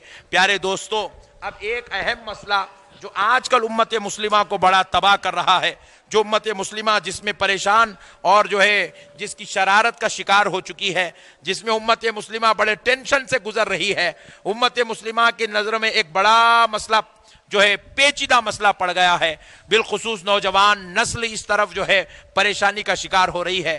تو میں چاہوں گا کہ ایک 10 منٹ آپ مجھے دیں، اس مسئلے کے متعلق ایک علمی گفتگو آپ کے گوشے گزار کروں گا، انشاءاللہ تعالی آپ اس سے بہت انشاءاللہ تعالی علم حاصل کریں گے اور آپ کے علم میں اضافہ ہوگا، اور کل سے آپ گلی میں بیٹنگ کر سکیں گے انشاءاللہ۔ سناؤں بھائی، سناؤں؟ وہ مسئلہ ہے تراویح میں 20 رکعت پڑھنا یا 8 رکعت پڑھنا۔ لچکدار گفتگو ہے، سنیں گے انشاءاللہ، سنیں گے انشاءاللہ۔ پیارے دوستو سن لیں، ایمان تازہ ہو جائے گا۔ تراویح میں 20 رکعت پڑھنی چاہیے یا 8 رکعت پڑھنی چاہیے؟ سناؤ؟ کوئی ٹینشن تو نہیں نا؟ 8 رکعت والے بھی ہے کیا؟ ارے رہتے تو اچھا تھا جی، رہنا تھا۔ پیارے بزرگوں اور دوستو، سب سے پہلا مسئلہ یہ ہے کہ حضور نبی کریم صلی اللہ علیہ وسلم 8 رکعت نماز تراویح پڑھے، 8 رکعت نماز تراویح، 8 رکعت نماز تراویح پڑھے. اتنا بولا گیا، اتنا بولا گیا، اتنا بولا گیا کہ بھولی بھالی عوام کے ذہنوں میں آ گیا کہ 20 رکعت پہ کوئی حدیث ہے ہی نہیں. بھولی بھالی عوام، بالکل ایسے ہمارے نوجوان جو علماء کی صحبت سے دور ہیں، علمی مشغلوں سے دور ہیں، اللہ والوں کی صحبت سے دور ہیں، دینی تعلیمات سے دور ہیں، وہ جب کبھی بھی ان کے ساتھ اٹھتے ملتے بیٹھتے ہیں، ان لوگ کیا کرتے ہیں، نوجوانوں کو طوطے کو رٹائے سا رٹا کے چھوڑ دیتے. انہیں پانٹا پہ کہنے ٹھہرا 8 رکعت ہے، چبوترے کہنے ٹھہرا 8 رکعت ہے، مدینہ بلڈنگ چورس 8 رکعت، چارمینار 8 رکعت. ارے باپ رے باپ، جان دیکھا وہاں پکار رہا. ہمارا بھولا بھالا نوجوان بیچارہ سنا تو بڑا ٹینشن میں آ گئی، باپ رے باپ، جان دیکھا وہاں 8 رکعت 8 رکعت 8 رکعت 8 رکعت. ارے اگر ہے کیا بھائی 20 رکعت والی کوئی حدیث بولے ہے نہیں، 20 رکعت والی کوئی حدیث نہیں ہے. نعوذ باللہ. ایک بڑی تہمت ہم اہل سنت والجماعت پر لگائی گئی. پہلی ایک بات سن لے دوستو، میں آپ کو ایک بڑا مسئلہ عرض کر دیتا ہوں. 20 رکعت والی پہلے حدیث سن لیجئے، انشاءاللہ اس کے بعد ایک بڑی پیاری گفتگو آپ کو سناتا ہوں. قربان جائیں اللہ کی رحمت پر، نبی کریم رحمت للعالمین صلی اللہ تعالی علیہ وآلہ وسلم کے یہ جو 20 رکعت والی تراویح کی نماز کی حدیث ہے، جو خود آقا نامدار مدنی تاجدار دونوں عالم کے مختار سید الابرار صلی اللہ علیہ وسلم نے پڑھی ہے، اس کو آپ سن لیجئے. پہلے میں دلائل کن کتابوں کے لائے ہوں پہلے وہ بھی سنا دیتا ہوں. کتابوں کے نام سن لے. سنن بیہقی شریف حدیث کی کتاب ہے، سنن بیہقی شریف. امام طبرانی کی معجم الکبیر. تیسری کتاب کا نام سن لے معجم الاوسط. چوتھی کتاب مصنف ابن ابی شیبہ. چوتھی کتاب مسند عبد ابن حمید. پانچویں کتاب مجمع الزوائد. چھٹویں کتاب زجاجۃ المصابیح شریف. ساتویں کتاب مسند ابن عباس. آٹھویں کتاب خلاصۃ الاحکام للنووی. نویں کتاب فتح الباری شرح صحیح بخاری. پیارے بزرگوں اور دوستو، اب آپ ذرا غور کرتے چلے جائیں، اتنی کتابوں میں یہ حدیث درج ہے. اب اگر آئندہ اگر آپ کسی آٹو والے سے سنیں یا ٹانگے والے سے سنیں یا ترکاری والے سے سنیں تو ٹینشن مت لو. بڑے بڑے بڑے بڑے اللہ والوں نے، محدثین نے 1400 سال کی تاریخ کے بڑے بڑے مفسرین محدثین نے اس پر اکتفا فرمایا ہے. کیا ہے حدیث شریف بھی سن لیجئے. میں پہلے دلائل، پہلے کتابوں کے نام اس لیے بیان کیا تاکہ آپ کو حدیث کی اہمیت معلوم ہو. اب سن لیجئے. فرماتے ہیں عن ابن عباس قال كان النبي صلی اللہ علیہ وسلم يصلي في شهر رمضان ب20 ركعة والوتر. فرمایا حضرت عبداللہ ابن عباس رضی اللہ تعالیٰ عنہ سے روایت ہے کہ نبی کریم صلی اللہ علیہ وسلم ماہ رمضان میں 20 رکعت تراویح اور وتر کی نماز ادا کیا کرتے تھے. کتنے؟ ذرا زور سے بولیں. 20 رکعت نماز تراویح آقا علیہ الصلوۃ والسلام ادا کیا کرتے تھے. اب دوسری بات، یہ لوگ جتنی احادیث لے کر آتے ہیں آپ غور کر کے دیکھیں. 8 رکعت والی حدیث ہے، حضرت عائشہ رضی اللہ تعالی عنہا سے وہ حدیث روایت ہے، مروی ہے. حضرت عائشہ رضی اللہ تعالی عنہا جو حدیث کوڈ کرتی ہیں، جو حدیث بیان کرتی ہیں، جو حضور کے حالات بیان کرتی ہیں، آپ اس حدیث میں غور کر کے دیکھیں تو حضرت عائشہ رضی اللہ تعالی عنہا کہتی ہیں حضور کا یہ 11 رکعت نماز پڑھنے کا عمل ماہ رمضان شریف میں بھی تھا اور غیر رمضان میں بھی تھا. ماہ رمضان میں بھی تھا اور غیر رمضان میں بھی تھا. آپ بتائیں تراویح کی نماز غیر رمضان میں پڑھی جاتی ہے؟ ذرا زور سے بولیں. تو پتا کیا چلا، ماہ رمضان میں بھی کوئی عمل ہے اور غیر رمضان میں بھی ہے. تو اس کا مطلب یہ ہے کہ وہ تراویح کی نماز نہیں ہے بلکہ وہ تہجد کی نماز ہے. کون سی نماز ہے؟ اور میں جو آپ کو حدیث سنا رہا ہوں، یصلی فی شہر رمضان، حضور صلی اللہ علیہ وسلم رمضان المبارک شریف کے مہینے میں ب20 رکعتن والوتر 20 رکعت نماز اور وتر ادا کیا کرتے تھے. یہ غیر رمضان اس کے اندر نہیں ہے، یہ صرف رمضان کا عمل ہے. تو پتا چلا رمضان کی جو تراویح ہے وہ 20 رکعت ہے. رمضان کی جو تراویح ہے وہ، ذرا زور سے بولے. ایک اور مسئلہ بھی سن لیجئے لگے ہاتھوں. یہ جو لفظ تراویح ہے، تراویح، یہ جو لفظ تراویح ہے یہ جمع کا لفظ ہے. کیا ہے؟ ذرا زور سے بولے. جمع ہے. اس کا واحد بنتا ہے ترویحہ. ترویحہ. پیارے بزرگوں اور دوستو، ذرا غور کرنے والی بات ہے، یہ جو ترویحہ لفظ ہے، ترویحہ جو ہے یہ نماز کا نام نہیں ہے. ترویحہ اس کا جو معنی بنتا ہے، ترویحہ کا مطلب ہے ہر 4 رکعت پڑھنے کے بعد کچھ دیر آرام کر لینا، کچھ سکون پا لینا، کچھ ریسٹ کر لینا. ترویحہ. بات سمجھ میں آئی؟ نہیں آئی؟ آ گئی؟ ترویحہ. تو آپ پہلے 4 رکعت پڑھے تو کیا بنا؟ ترویحہ. اس لیے ہمارے پاس 4 رکعت کے بعد کیا کرتے ہیں؟ تھوڑا ریسٹ لیتے. دیکھیے، سبحان ذی الملک والملکوت، قرآن کی آیت پڑھا، میں پوری آیت پڑھا. وَلِتُكَبِّرُوا اللَّهَ، ماہ رمضان سے متعلق جو قرآن کی آیت ہے اس میں کہہ رہا ہے اللہ کی تکبیر کو بلند کرو. اسی آیت کی یہ تفسیر ہے. 4 رکعت نماز کے بعد اللہ کی تکبیر بلند ہو رہی ہے. سبحان ذی الملک والملکوت، سبحان ذی العزت والعظمت والہیبت والقدرت والکبریاء، ذو الجلال والجمال والکمال والجبروت، سبحان الملک المعبود، سبحان الملک المقصود، سبحان الملک الموجود، سبحان الملک الحی الذی لا يموت ولا یفوت، جو کبھی مرنے والا نہیں ہے، جو کبھی فوت ہونے والا نہیں ہے. کون ہے وہ؟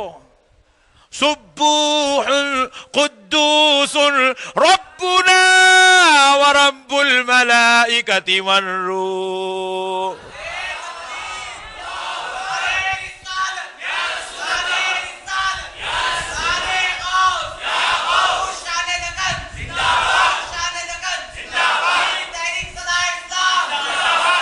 اللہ کہہ رہا ہے اللہ کی تکبیر کو بلند کرو رمضان میں. انہیں کیا کر رہا؟ 4 رکعت پڑھتے کی. یہ سورہ میں یوسف علیہ السلام پر ظلم و زیادتی کا واقعہ ہے. یوسف علیہ السلام کو ان کے بھائیوں نے بہت ستایا. تو کہیں کو ٹینشن لے رہا؟ تو اللہ کا ذکر کر رہے. یوسف علیہ السلام کا قصہ بیان کرنے پورے 12 مہینے رکھے ہوئے. موسیٰ علیہ السلام کوہ طور پہ چلے گئے، لوگ بچڑے کی پوجا میں لگ گئے. تو کہیں کو ٹینشن میں لگ گیا رے بڑے بھائی. موسیٰ علیہ السلام کے قصے بیان کرنے پورے 12 مہینے، پورے تیرے ٹی ویاں ہیں، تیرے پورے لکھ لکھ کے بھرے سو کتاباں ہیں، تیرے پورے مدرسے ہیں، تیرے پورے مسجداں ہیں، پورے ممبراں ہیں، پورے محراباں ہیں. سوب جا کے یہی وقت ملا. بولو نا جی بڑے بھائی. پوائنٹ ٹو بی نوٹڈ نا میرے بڑے بھائی. اجی اگر یہی وقت رہتا تو پھر بڑے بڑے اولیاء اللہ، بزرگان دین، علماء، صلحاء، شہداء، بڑے بڑے اکابر، اسلاف گزرے، کسی نے بھی یہ طریقہ اختیار نہیں کیا. 4 رکعت نماز پڑھنے کے بعد تشریحات بیان کرنا، ترجمے بیان کرنا. کون سے صحابی کرے تھے؟ بولو نا پٹھے. آپ لوگوں نے پوچھ رہا ہوں، پٹھوں کو پوچھ رہا ہوں. پٹھے کون کرے تھے؟ پٹھے بولو پٹھے. وہ صحابی کا نام بتاؤ جو 4 رکعت پڑھنے کے بعد قرآن کے ترجمے، تفاسیر اور قرآن کی باتیں بیان کرتے تھے. میں اس کا مخالفت نہیں کر رہا ہوں، مگر تم ایک جو بزرگوں کا عمل توڑنے کی کوشش کر رہے ہو، میں اس کا رد کر رہا ہوں. یہ بزرگوں کا طریقہ ہے. اور اللہ رب العزت کہہ رہا ہے یرید اللہ بکم اليسر ولا یرید بکم العسر ولتکبروا اللہ. اللہ کہہ رہا ہے اللہ کی تکبیر کو بلند کرو. اسی لیے اب اگر کسی کو پانی پینے جانا ہے تو نبی تکبیر پڑھ لیتے ہوئے جا رہا. کسی کو تھوڑا ریسٹ لے کے بیٹھنا ہے, تھوڑا ریسٹ لے کے بیٹھ گئے. امام حافظ صاحب کو بھی موقع مل گیا, ذرا قرآن کھول کے دیکھ لیے, مولانا صاحب تکبیر پڑھ رہے ہیں, سارے لوگ مزے لے رہے ہیں, اللہ کا ذکر ہو رہا ہے, اللہ اللہ. تو یہ 4 رکعت کے بعد یہ جو تھوڑی دیر جو بیٹھتے ریسٹ لیتے نہیں, اس کو بولتے ترویحہ. یہ ریسٹ لینے کا نام ترویحہ ہے. اب ذرا غور کرو میرے بھائی, میں یہ مسئلہ اس لیے سنا رہا ہوں آپ کو, ان لوگ بول رہے ہیں 8 رکعت تراویح ہے. آپ کسی بھی اہل حدیث نوجوان کو پوچھ لیجئے, پٹھے کیا نیت کرتے تم؟ نیت کرتا ہوں میں 2 رکعت سنت نماز تراویح کی. قیام اللیل کوئی بھی نہیں بولتے, قیام اللیل کوئی بھی. سب لوگ کیا بولتے؟ تراویح. کیا بولتے؟ تراویح. یہاں بورڈ پہ بھی لکھا ہے انشاءاللہ چاندرا سے مسجد اعظم میں نماز تراویح. بازو والوں کا نے بھی یہی لکھا ہے نماز تراویح. تو تراویح کا جو لفظ ہے, یہ لفظ کہاں سوٹیبل ہوتا وہ بتا رہا ہوں میں آپ کو. تراویح بولنے کے لیے واحد بنا ترویحہ. ترویحہ مطلب 4 رکعت کے بعد کی بیٹھک.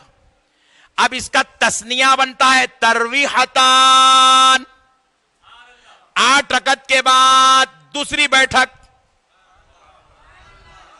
8 رکعت کے بعد 8 رکعت کے بعد تراویح بنا, ترویحتان بنا. کیا بنا؟ تو اب اگر کوئی 8 رکعت پڑھنے والا ہے تو تراویح نہیں بولنا. ایمانداری اور شرافت کی بات ہے. نہیں, ہمارے پاس یہ 4 مینار ہے. 4 مینار کئی کو بول رہے ہیں 4 مینار ہیں. 3 رہے تو 4 مینار بول سکتے. سبحان اللہ, بہت سمجھدار ہو, جلدی بولو. 3 رہے تو 4 مینار بول سکتے. اگر 3 مینارہ ہیں تو 4 مینار نہیں بول سکتے. اس کو 4 مینار اس واسطے بول رہے 4 مینارہ ہیں. نہیں, ایسی مثال دے تو پٹھے کیا بھڑکتے بھائی. بابا بابا بابا. اور میرے کو پورے معلوم ہے پیارے بزرگوں اور دوستوں, 4 مینار بولنے کے لیے 4 مینارہ ہونا ضروری ہے. اسی طرح تراویح بولنے کے لیے کم سے کم 3 بیٹھک ہونا ضروری ہے. پہلی بیٹھک 4 رکعت کے بعد ہوئی تو ترویحہ ہو گیا. دوسری بیٹھک ہوئی تو ترویحتان ہو گیا. تیسری بیٹھک ہوئی تو ترویحات ہوا اور تراویح ہوا. جمع بنتی ہے ترویحات, یا پھر ہو گئی جماعت تراویح. تو پیارے بزرگوں اور دوستوں, تراویح بولنے کے لیے, ترویحات بولنے کے لیے کم سے کم 3 بیٹھک بیٹھنا. ذرا زور سے بولے, ذرا زور سے بولے, ضروری ہے. گلی کو چورستہ بولتے, بولو نا جی. کہاں ہے پٹھے تمہارا گھر؟ گلی میں, چورستے پہ ہے. چورستے پہ آ کر ٹھہر کے کہاں رو دکھ رہا اتنے والا, بازو گلی ہے نہیں, اندر آ جاؤ ورنہ. ارے باپ رے باپ, بہت ڈینجر ہے پٹھے تو. چورستے پہ بول کے بلا کے گلی میں لے کے جا رہا. پٹھا ایسی ہے جی, 8 رکعت وہ تراویح بول کے بلا رہا, 8 رکعت کو لے کے جا رہا. 8 رکعت اگر آپ بولتے ہیں تو آپ تراویح نہیں بول سکتے. آپ کسی بھی مدرسے میں, چاہے آپ اہل حدیثوں کی یونیورسٹی کو چل جائیے, چاہے آپ تبلیغی جماعت کی یونیورسٹی چل جائیے, چاہے آپ جماعت اسلامی کے کسی بھی عالم دین کے پاس چل جائیے, جا کے پوچھئے حضرت میں 8 رکعت پڑھ رہا ہوں, تراویح بول سکتا ہوں کیا؟ یہ لفظ یہ 8 رکعت کے لیے سوٹیبل ہے کیا؟ کیونکہ 8 رکعت میں صرف 2 بیٹھک ہوتے ہیں, ہر 4 رکعت کے بعد 1 بیٹھک, تو پھر 2 بیٹھک پہ ترویحتان ہوتا ہے, تو پھر یہ تراویح کا لفظ اس پہ سوٹیبل ہے. نہیں بابا, وہ نہیں بولنا چاہیے, ذرا کھل کے بولو نا. بات سمجھ میں آئی دوستو؟ تو آپ خود اندازہ کر لیجئے, اگر کوئی آدمی تراویح کا لفظ بولنا چاہتا ہے تو لفظ تراویح کے استعمال کے لیے اس کو کم سے کم 12 رکعت, اور یا پھر نہیں تو ہم سنیوں کی طرح 20 رکعت پڑھنا پڑے گا. کیونکہ ہمارے پاس 12 رکعت کے بعد تیسری بیٹھک ہوتی ہے, تو ترویحات اور تراویح کا لفظ اب سوٹیبل ہے. 16 रकत के बाद चौथी बैठक होती है तो तरवीहात और तरावी का लफ्ज अब बोला जाएगा। और खुदा की कसम हम 5 बैठक 20 रकत पढ़ के बैठते हैं तो जमा का सेगा 3 के बाद शुरू, 3 से शुरू होता है, चौथे पे भी बोला जाता है, 5वें पे भी बोला जाता है, 50 पे भी बोला जाता है। तो 5वीं बैठक हमने बैठी और कुर्बान जाए अलीउल मुर्तजा के नाम का वजीफा हमने पढ़ा है। तो 5वीं बैठक बैठने के बाद जब आप बोलते हैं तरावी में चांद रात से इसका एहतिमाम है तो आप हक पे हैं, आप सही है। 8 रकत और लफ्ज तरावी दोनों एक जगह जमा। रात में क्या धूप थी बाप? अरे ऐसा नहीं हो सकता बाप, हो सकता रात में धूप होती तो तरावी में 8 रकत नहीं होती। इल्मी नुक्ता है भाई, आप लोग समझो न को समझो। बाजू वाला तो अंदर तक समझता भाई। मेरे प्यारे बुजुर्गों और दोस्तों, अब दूसरी हदीस पाक सुन लीजिए। हजरत फारूक आजम रजी अल्लाह तआला अन्हु के दौर की बात है। हजरत फारूक आजम रजी अल्लाह तआला अन्हु के दौर की बात है। अन यजीद इब्न रुमाना अन्नहु क़ाल कान अन्नास यक़ूमून फी ज़मान उमर इब्न अल-ख़त्ताब फी रमज़ान 23 रकअतन। कितने? 23 रकअतन। कब? फी ज़मान उमर इब्न अल-ख़त्ताब रज़ियल्लाहु तआला अन्हु। हजरत उमर रज़ियल्लाहु तआला अन्हु के जमाने में हजरत यजीद बिन रुमान रज़ियल्लाहु तआला अन्हु रिवायत करते हैं कि लोग, इन्होंने नहीं, लोग, कौन लोग? हजरत उमर के जमाने के लोग थे तो कौन थे? एक ठहरे थे तो सहाबी थे, पीछे ठहरे थे तो ताबई थे। सहाबा और ताबईयों का अमल क्या था? फरमाते हैं हजरत उमर रज़ियल्लाहु तआला अन्हु के जमाने में सहाबा का और ताबईयों का अमल यह था कि वो माह रमजान मुबारक शरीफ में 23 रकत नमाज तरावी अदा करते थे। 23 रकत पढ़ा करते थे, जिसमें 20 रकत तरावी के होते थे और 3 रकत वितर के हुआ करते थे। कितने? 23 रकत पढ़ते थे, 20 रकत तरावी के और 3 रकत। अब प्यारे बुजुर्गों और दोस्तों, अब जरा गौर करिए, ये जो हदीस शरीफ है हजरत उमर इब्ने खत्ताब रज़ियल्लाहु तआला अन्हु के जमाने की बात हो रही है। बल्कि रिवायात में आता है कि कुर्बान जाएं हजरत नबी करीम सल्लल्लाहु तआला अलैहि वसल्लम की बारगाह अक़दस में बैठने वाले सहाबा का अमल। फरमाते हैं कि 20 रकत तरावी पर सहाबा इकराम का अमल क्या था। मुसन्नफ इब्ने अबी शैबा की हदीस है, वो रिवायत करते हैं हजरत अब्दुल अजीज बिन रफी रज़ियल्लाहु तआला अन्हु से रिवायत है। उन्होंने फरमाया हजरत सय्यदुना उबई इब्ने काब रज़ियल्लाहु तआला अन्हु रमजान मुबारक शरीफ में मदीने में, कहां पर? मदीने में, युसल्ली बिन्नास फी रमजान बिल मदीनति 20 रकअतिन। कौन? हजरत अब्दुल अजीज बिन रफी बयान करते हैं कि हजरत उबई इब्ने काब रज़ियल्लाहु तआला अन्हु मदीने शरीफ में रमजान मुबारक शरीफ में 20 रकत नमाज तरावी पढ़ाते और 3 रकत वितर पढ़ाते थे। कितने? 3 रकत वितर और 20 रकत नमाजे। ये कहां का अमल बयान हो रहा है? मदीने शरीफ का। और किसका अमल बयान हो रहा है? हजरत उबई इब्ने काब सहाबी रसूल का। बयान कौन कर रहे हैं? हजरत अब्दुल अजीज बिन रफी बयान कर रहे हैं। अब जरा सोचो, उबई इब्ने काब के पीछे नमाज पढ़े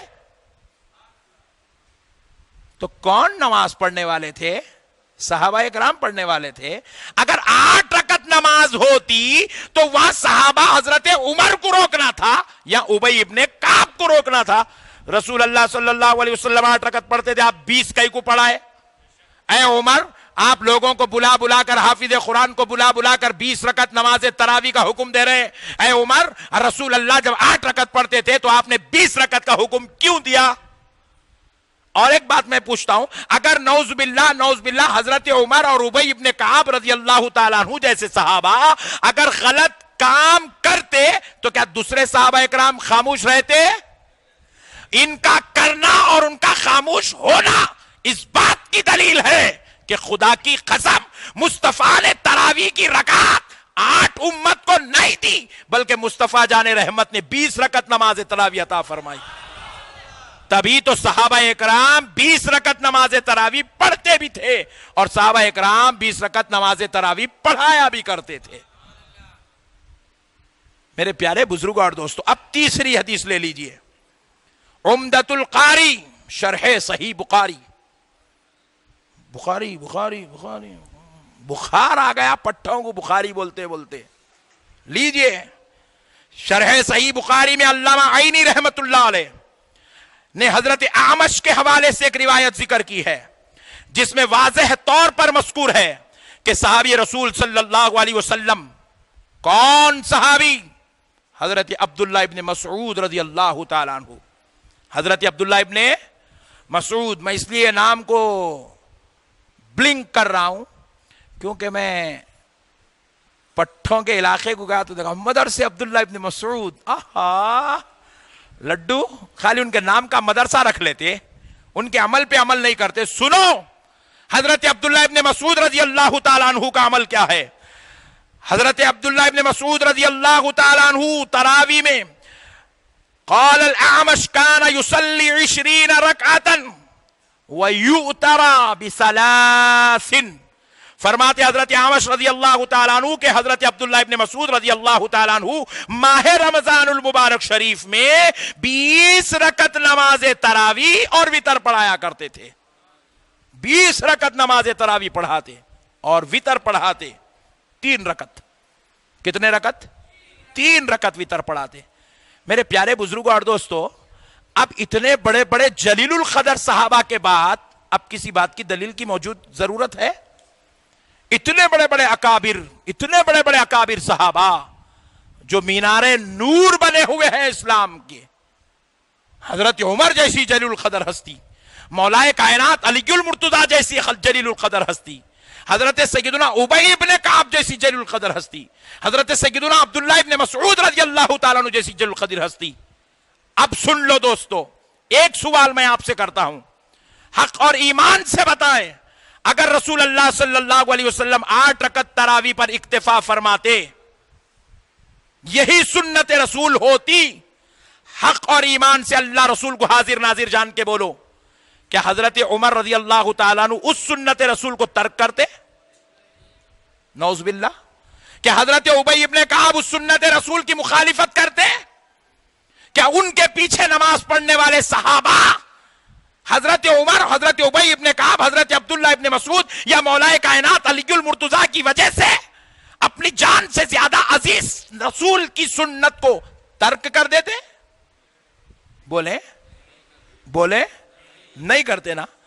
تو پتا کیا چلا؟ صحابہ اکرام کا اجماع اور ان صحابہ اکرام کا امامت پر اکتفا، 20 رکعت نماز تراویح اور 3 رکعت وتر کا پڑھانا خدا کی قسم اس بات کی دلیل ہے کہ صحابہ اکرام نے رسول اللہ سے تراویح کی 8 رکعت نہیں دیکھی، بلکہ صحابہ اکرام نے رسول اللہ سے 20 رکعت نماز تراویح لی ہے.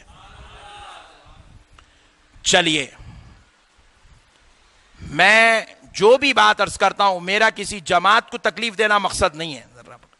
کسی جماعت کو، خدا کی قسم اللہ کے گھر بیٹھ کر کہہ رہا ہوں، کسی جماعت کو تکلیف دینا میرا مقصد نہیں ہے. لیکن جو آج نوجوان ہمارے گمراہ ہو رہے ہیں، بے دین ہو رہے ہیں، عقیدوں کو بگاڑ رہے ہیں، اپنی طبیعتوں کو جو ہے نعوذ باللہ عشق رسول سے دور کرتے جا رہے ہیں، ان نوجوانوں کو صحیح بات بتانا اور ان کو بھٹکنے اور گمراہ ہونے سے بچانا میرا مقصد ہے. بس اس مقصد کے تحت ایک چیلنج کرتا ہوں. میں نے تو 4 جلیل القدر صحابہ کا عمل سنایا اور ابھی انشاءاللہ تعالی 25 جلیل القدر ہستیوں کا عمل بھی سناؤں گا. میں نے تو رسول اللہ صلی اللہ علیہ وسلم کا عمل بھی سنا دیا. اب اگر آؤ کسی کے پاس بھی یہ دلیل ہے تو لا لو کہ حضرت عمر نے 8 رکعت نماز پڑھی، حضرت علی نے 8 رکعت نماز پڑھی، حضرت ابی ابن کعب نے 8 رکعت تراویح پڑھی، حضرت عبداللہ ابن مسعود نے 8 رکعت تراویح پڑھی، یا حضرت عثمان ابن عفان نے 8 رکعت تراویح پڑھی، یا کربلا میں اپنی جان گنوا کر اپنی آل و اولاد کو شہادت کا جام پلا کر نانا کے دین کو بچانے والے امام حسن اور امام حسین نے اگر 8 رکعت پڑھی ہو تو لا کر دے دے، لا کر دے دے، بتا دے میرے بھائی۔ اب اس سے بڑی دلیل اور کیا دوں؟ اب اور مسئلہ سن لیجئے، آئیے پھر سیر کرتے ہیں۔ یہ ایک کتاب ہے 20 رکعت نماز تراویح کی، اس کو ہندوستان کے ایک عظیم بہترین اسکالر، ایک جلیل القدر عالم دین علامہ مفتی سید ضیاء الدین نقشبندی صاحب قبلہ نے لکھی ہے۔ میں تو چاہتا ہوں کہ یہ کتاب 1 لاکھ کتاب بناؤں اور مفت میں سب کو تقسیم کر دوں، 1 لاکھ کتاب بناؤں اور تقسیم کر دوں، کیونکہ آج کے زمانے کے حالات کے اعتبار سے یہ کتاب ہر گھر کی ضرورت ہے۔ اب آئیے پیارے بزرگ اور دوستو، ایک بڑی لطیف بات آپ کو سناتا ہوں، انشاءاللہ آپ کا ایمان بھی تازہ ہو جائے گا، ہر فتنہ اور ہر اختلاف، ہر انتشار آپ کے ذہن و گمان، آپ کے وہم و خیال سے ختم ہو جائے گا انشاءاللہ۔ سن لیجئے، 20 رکعت نماز تراویح پر، یہ آج کل کا مسئلہ نہیں ہے، پوری 1400 سال کی تاریخ گواہ ہے۔ 1400 سال کے وہ بڑے بڑے علماء، بڑے بڑے محدثین، بڑے بڑے فقہاء، مفسرین، جو اپنے اپنے زمانے کے مجدد ہوا کرتے تھے، جو اپنے زمانے میں سارے عالموں، حافظوں، مفسروں، محدثوں کے سردار ہوا کرتے تھے، جن کی بارگاہوں میں سارا زمانہ گھٹنے ٹیک دیا کرتا تھا، جن کو خدا کی قسم نہ صرف اہل سنت، دنیا کی ہر جماعت والے جن کو ماننے پر مجبور ہیں اور جن کو مانتے ہیں، وہ علماء کرام، وہ اللہ کے محبوبوں، وہ اللہ کے مفسر اور محدث بندوں کی کیا عمل تھا دیکھیے۔ فرماتے ہیں حضور سیدنا امام اعظم ابو حنیفہ رحمت اللہ علیہ کب کے ہیں؟ 150 ہجری کے ہیں۔ کب کے ہیں؟ 150 ہجری کے ہیں سرکار امام اعظم ابو حنیفہ رحمت اللہ علیہ، 150 ہجری کے، 2 صدی ہجری کے بزرگ ہیں سرکار امام اعظم ابو حنیفہ رحمت اللہ علیہ، 2 صدی ہجری۔ یہاں کی وہاں کی بات نہیں کر رہا ہوں، اوپر سے آپ کو لے آ رہا ہوں بالکل رسول اللہ کے زمانے سے۔ رسول اللہ کی بھی میں نے آپ کو عمل سنایا، رسول اللہ کا عمل بتایا، صحابہ کا عمل بتایا۔ آپ سنیے، 2 صدی ہجری میں سرکار امام اعظم ابو حنیفہ رحمت اللہ علیہ 20 رکعت نماز تراویح پڑھتے تھے، اور سارے اپنے ماننے والوں کو 20 رکعت تراویح کے سنت ہونے کا یقین بھی دلا چکے تھے، اور سارے لوگ اس زمانے میں 20 رکعت تراویح پڑھتے تھے۔ 3 صدی ہجری میں حضرت سیدنا امام عبد الرزاق صنعانی رحمت اللہ علیہ 20 رکعت نماز تراویح پر قائل تھے۔ 3 صدی ہجری میں امام ابن شیبہ رحمت اللہ علیہ، پھر 3 صدی ہجری میں امام احمد بن حنبل رحمت اللہ علیہ، یہ لوگ بھی 20 رکعت نماز تراویح پر اکتفا کرتے اور یہی زندگی بھر پڑھا کرتے، پوری زندگی یہی پڑھا کرتے، کبھی انہوں نے 8 رکعت نہیں پڑھی۔ پھر اس کے بعد 34 صدی ہجری میں امام نسائی رحمت اللہ علیہ، 34 صدی ہجری میں امام طبرانی رحمت اللہ علیہ، 5ویں صدی ہجری میں امام بیہقی شافعی رحمت اللہ علیہ، شارح موطا علامہ ابو الولید مالکی رحمت اللہ علیہ، شمس الائمہ سرخسی حنفی رحمت اللہ علیہ، پھر 6ویں صدی ہجری میں علامہ قاضی ایاز رحمت اللہ علیہ، سرکار غوث اعظم رحمت اللہ علیہ، ملک العلماء کاسانی حنفی رحمت اللہ علیہ، علامہ ابن رشد مالکی رحمت اللہ علیہ، 7ویں صدی ہجری میں علامہ ابن خدامہ حنبلی رحمت اللہ علیہ، امام شرف الدین نووی شافعی رحمت اللہ علیہ، ابو البرکات عبداللہ بن احمد نصفی حنفی رحمت اللہ علیہ۔ 8ویں صدی ہجری میں، 8ویں صدی ہجری میں علامہ ابن تیمیہ بھی۔ یہ سارے بزرگ، میں آپ کو 1 صدی سے لے کے 8ویں صدی تک لایا، 8ویں صدی پہ اس لیے رکا کیونکہ علامہ ابن تیمیہ جو ہے یہ بھی 20 رکعت نماز تراویح کے قائل تھے۔ کتنے؟ 20 رکعت نماز تراویح کے قائل تھے۔ چلو پورے بزرگوں کو چھوڑ دو، ثابت کر دو کہ علامہ ابن تیمیہ نے 8 رکعت نماز تراویح پڑھ لی ہے۔ اب اس سے بڑا مسئلہ اور کیا ہے؟ آئیے چلتے ہیں 9ویں صدی ہجری میں 8वीं सदी हिजरी में एक और बुजुर्ग है, 8वीं सदी हिजरी में अल्लामा इमाम ज़ैलई रहमतुल्लाह अलैह, 9वीं सदी हिजरी में मजमउज़ ज़वाइद के मुसन्निफ अल्लामा हैसमी रहमतुल्लाह अलैह, 9वीं सदी हिजरी में फतहुल बारी साहिब फतहुल बारी हाफिज इब्ने हजर अस्कलानी शाफई रहमतुल्लाह अलैह कौन है?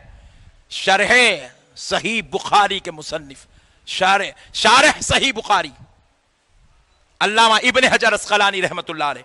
9वीं सदी हिजरी अल्लामा बदरुद्दीन आइरी हनफी रहमतुल्लाह अलैह। 9वीं सदी हिजरी में साहिब फतहुल कदीर अल्लामा इब्ने हुमाम हनफी रहमतुल्लाह अलैह।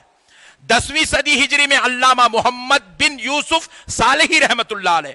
10वीं सदी हिजरी में अल्लामा इब्ने नुजैम हनफी रहमतुल्लाह अलैह।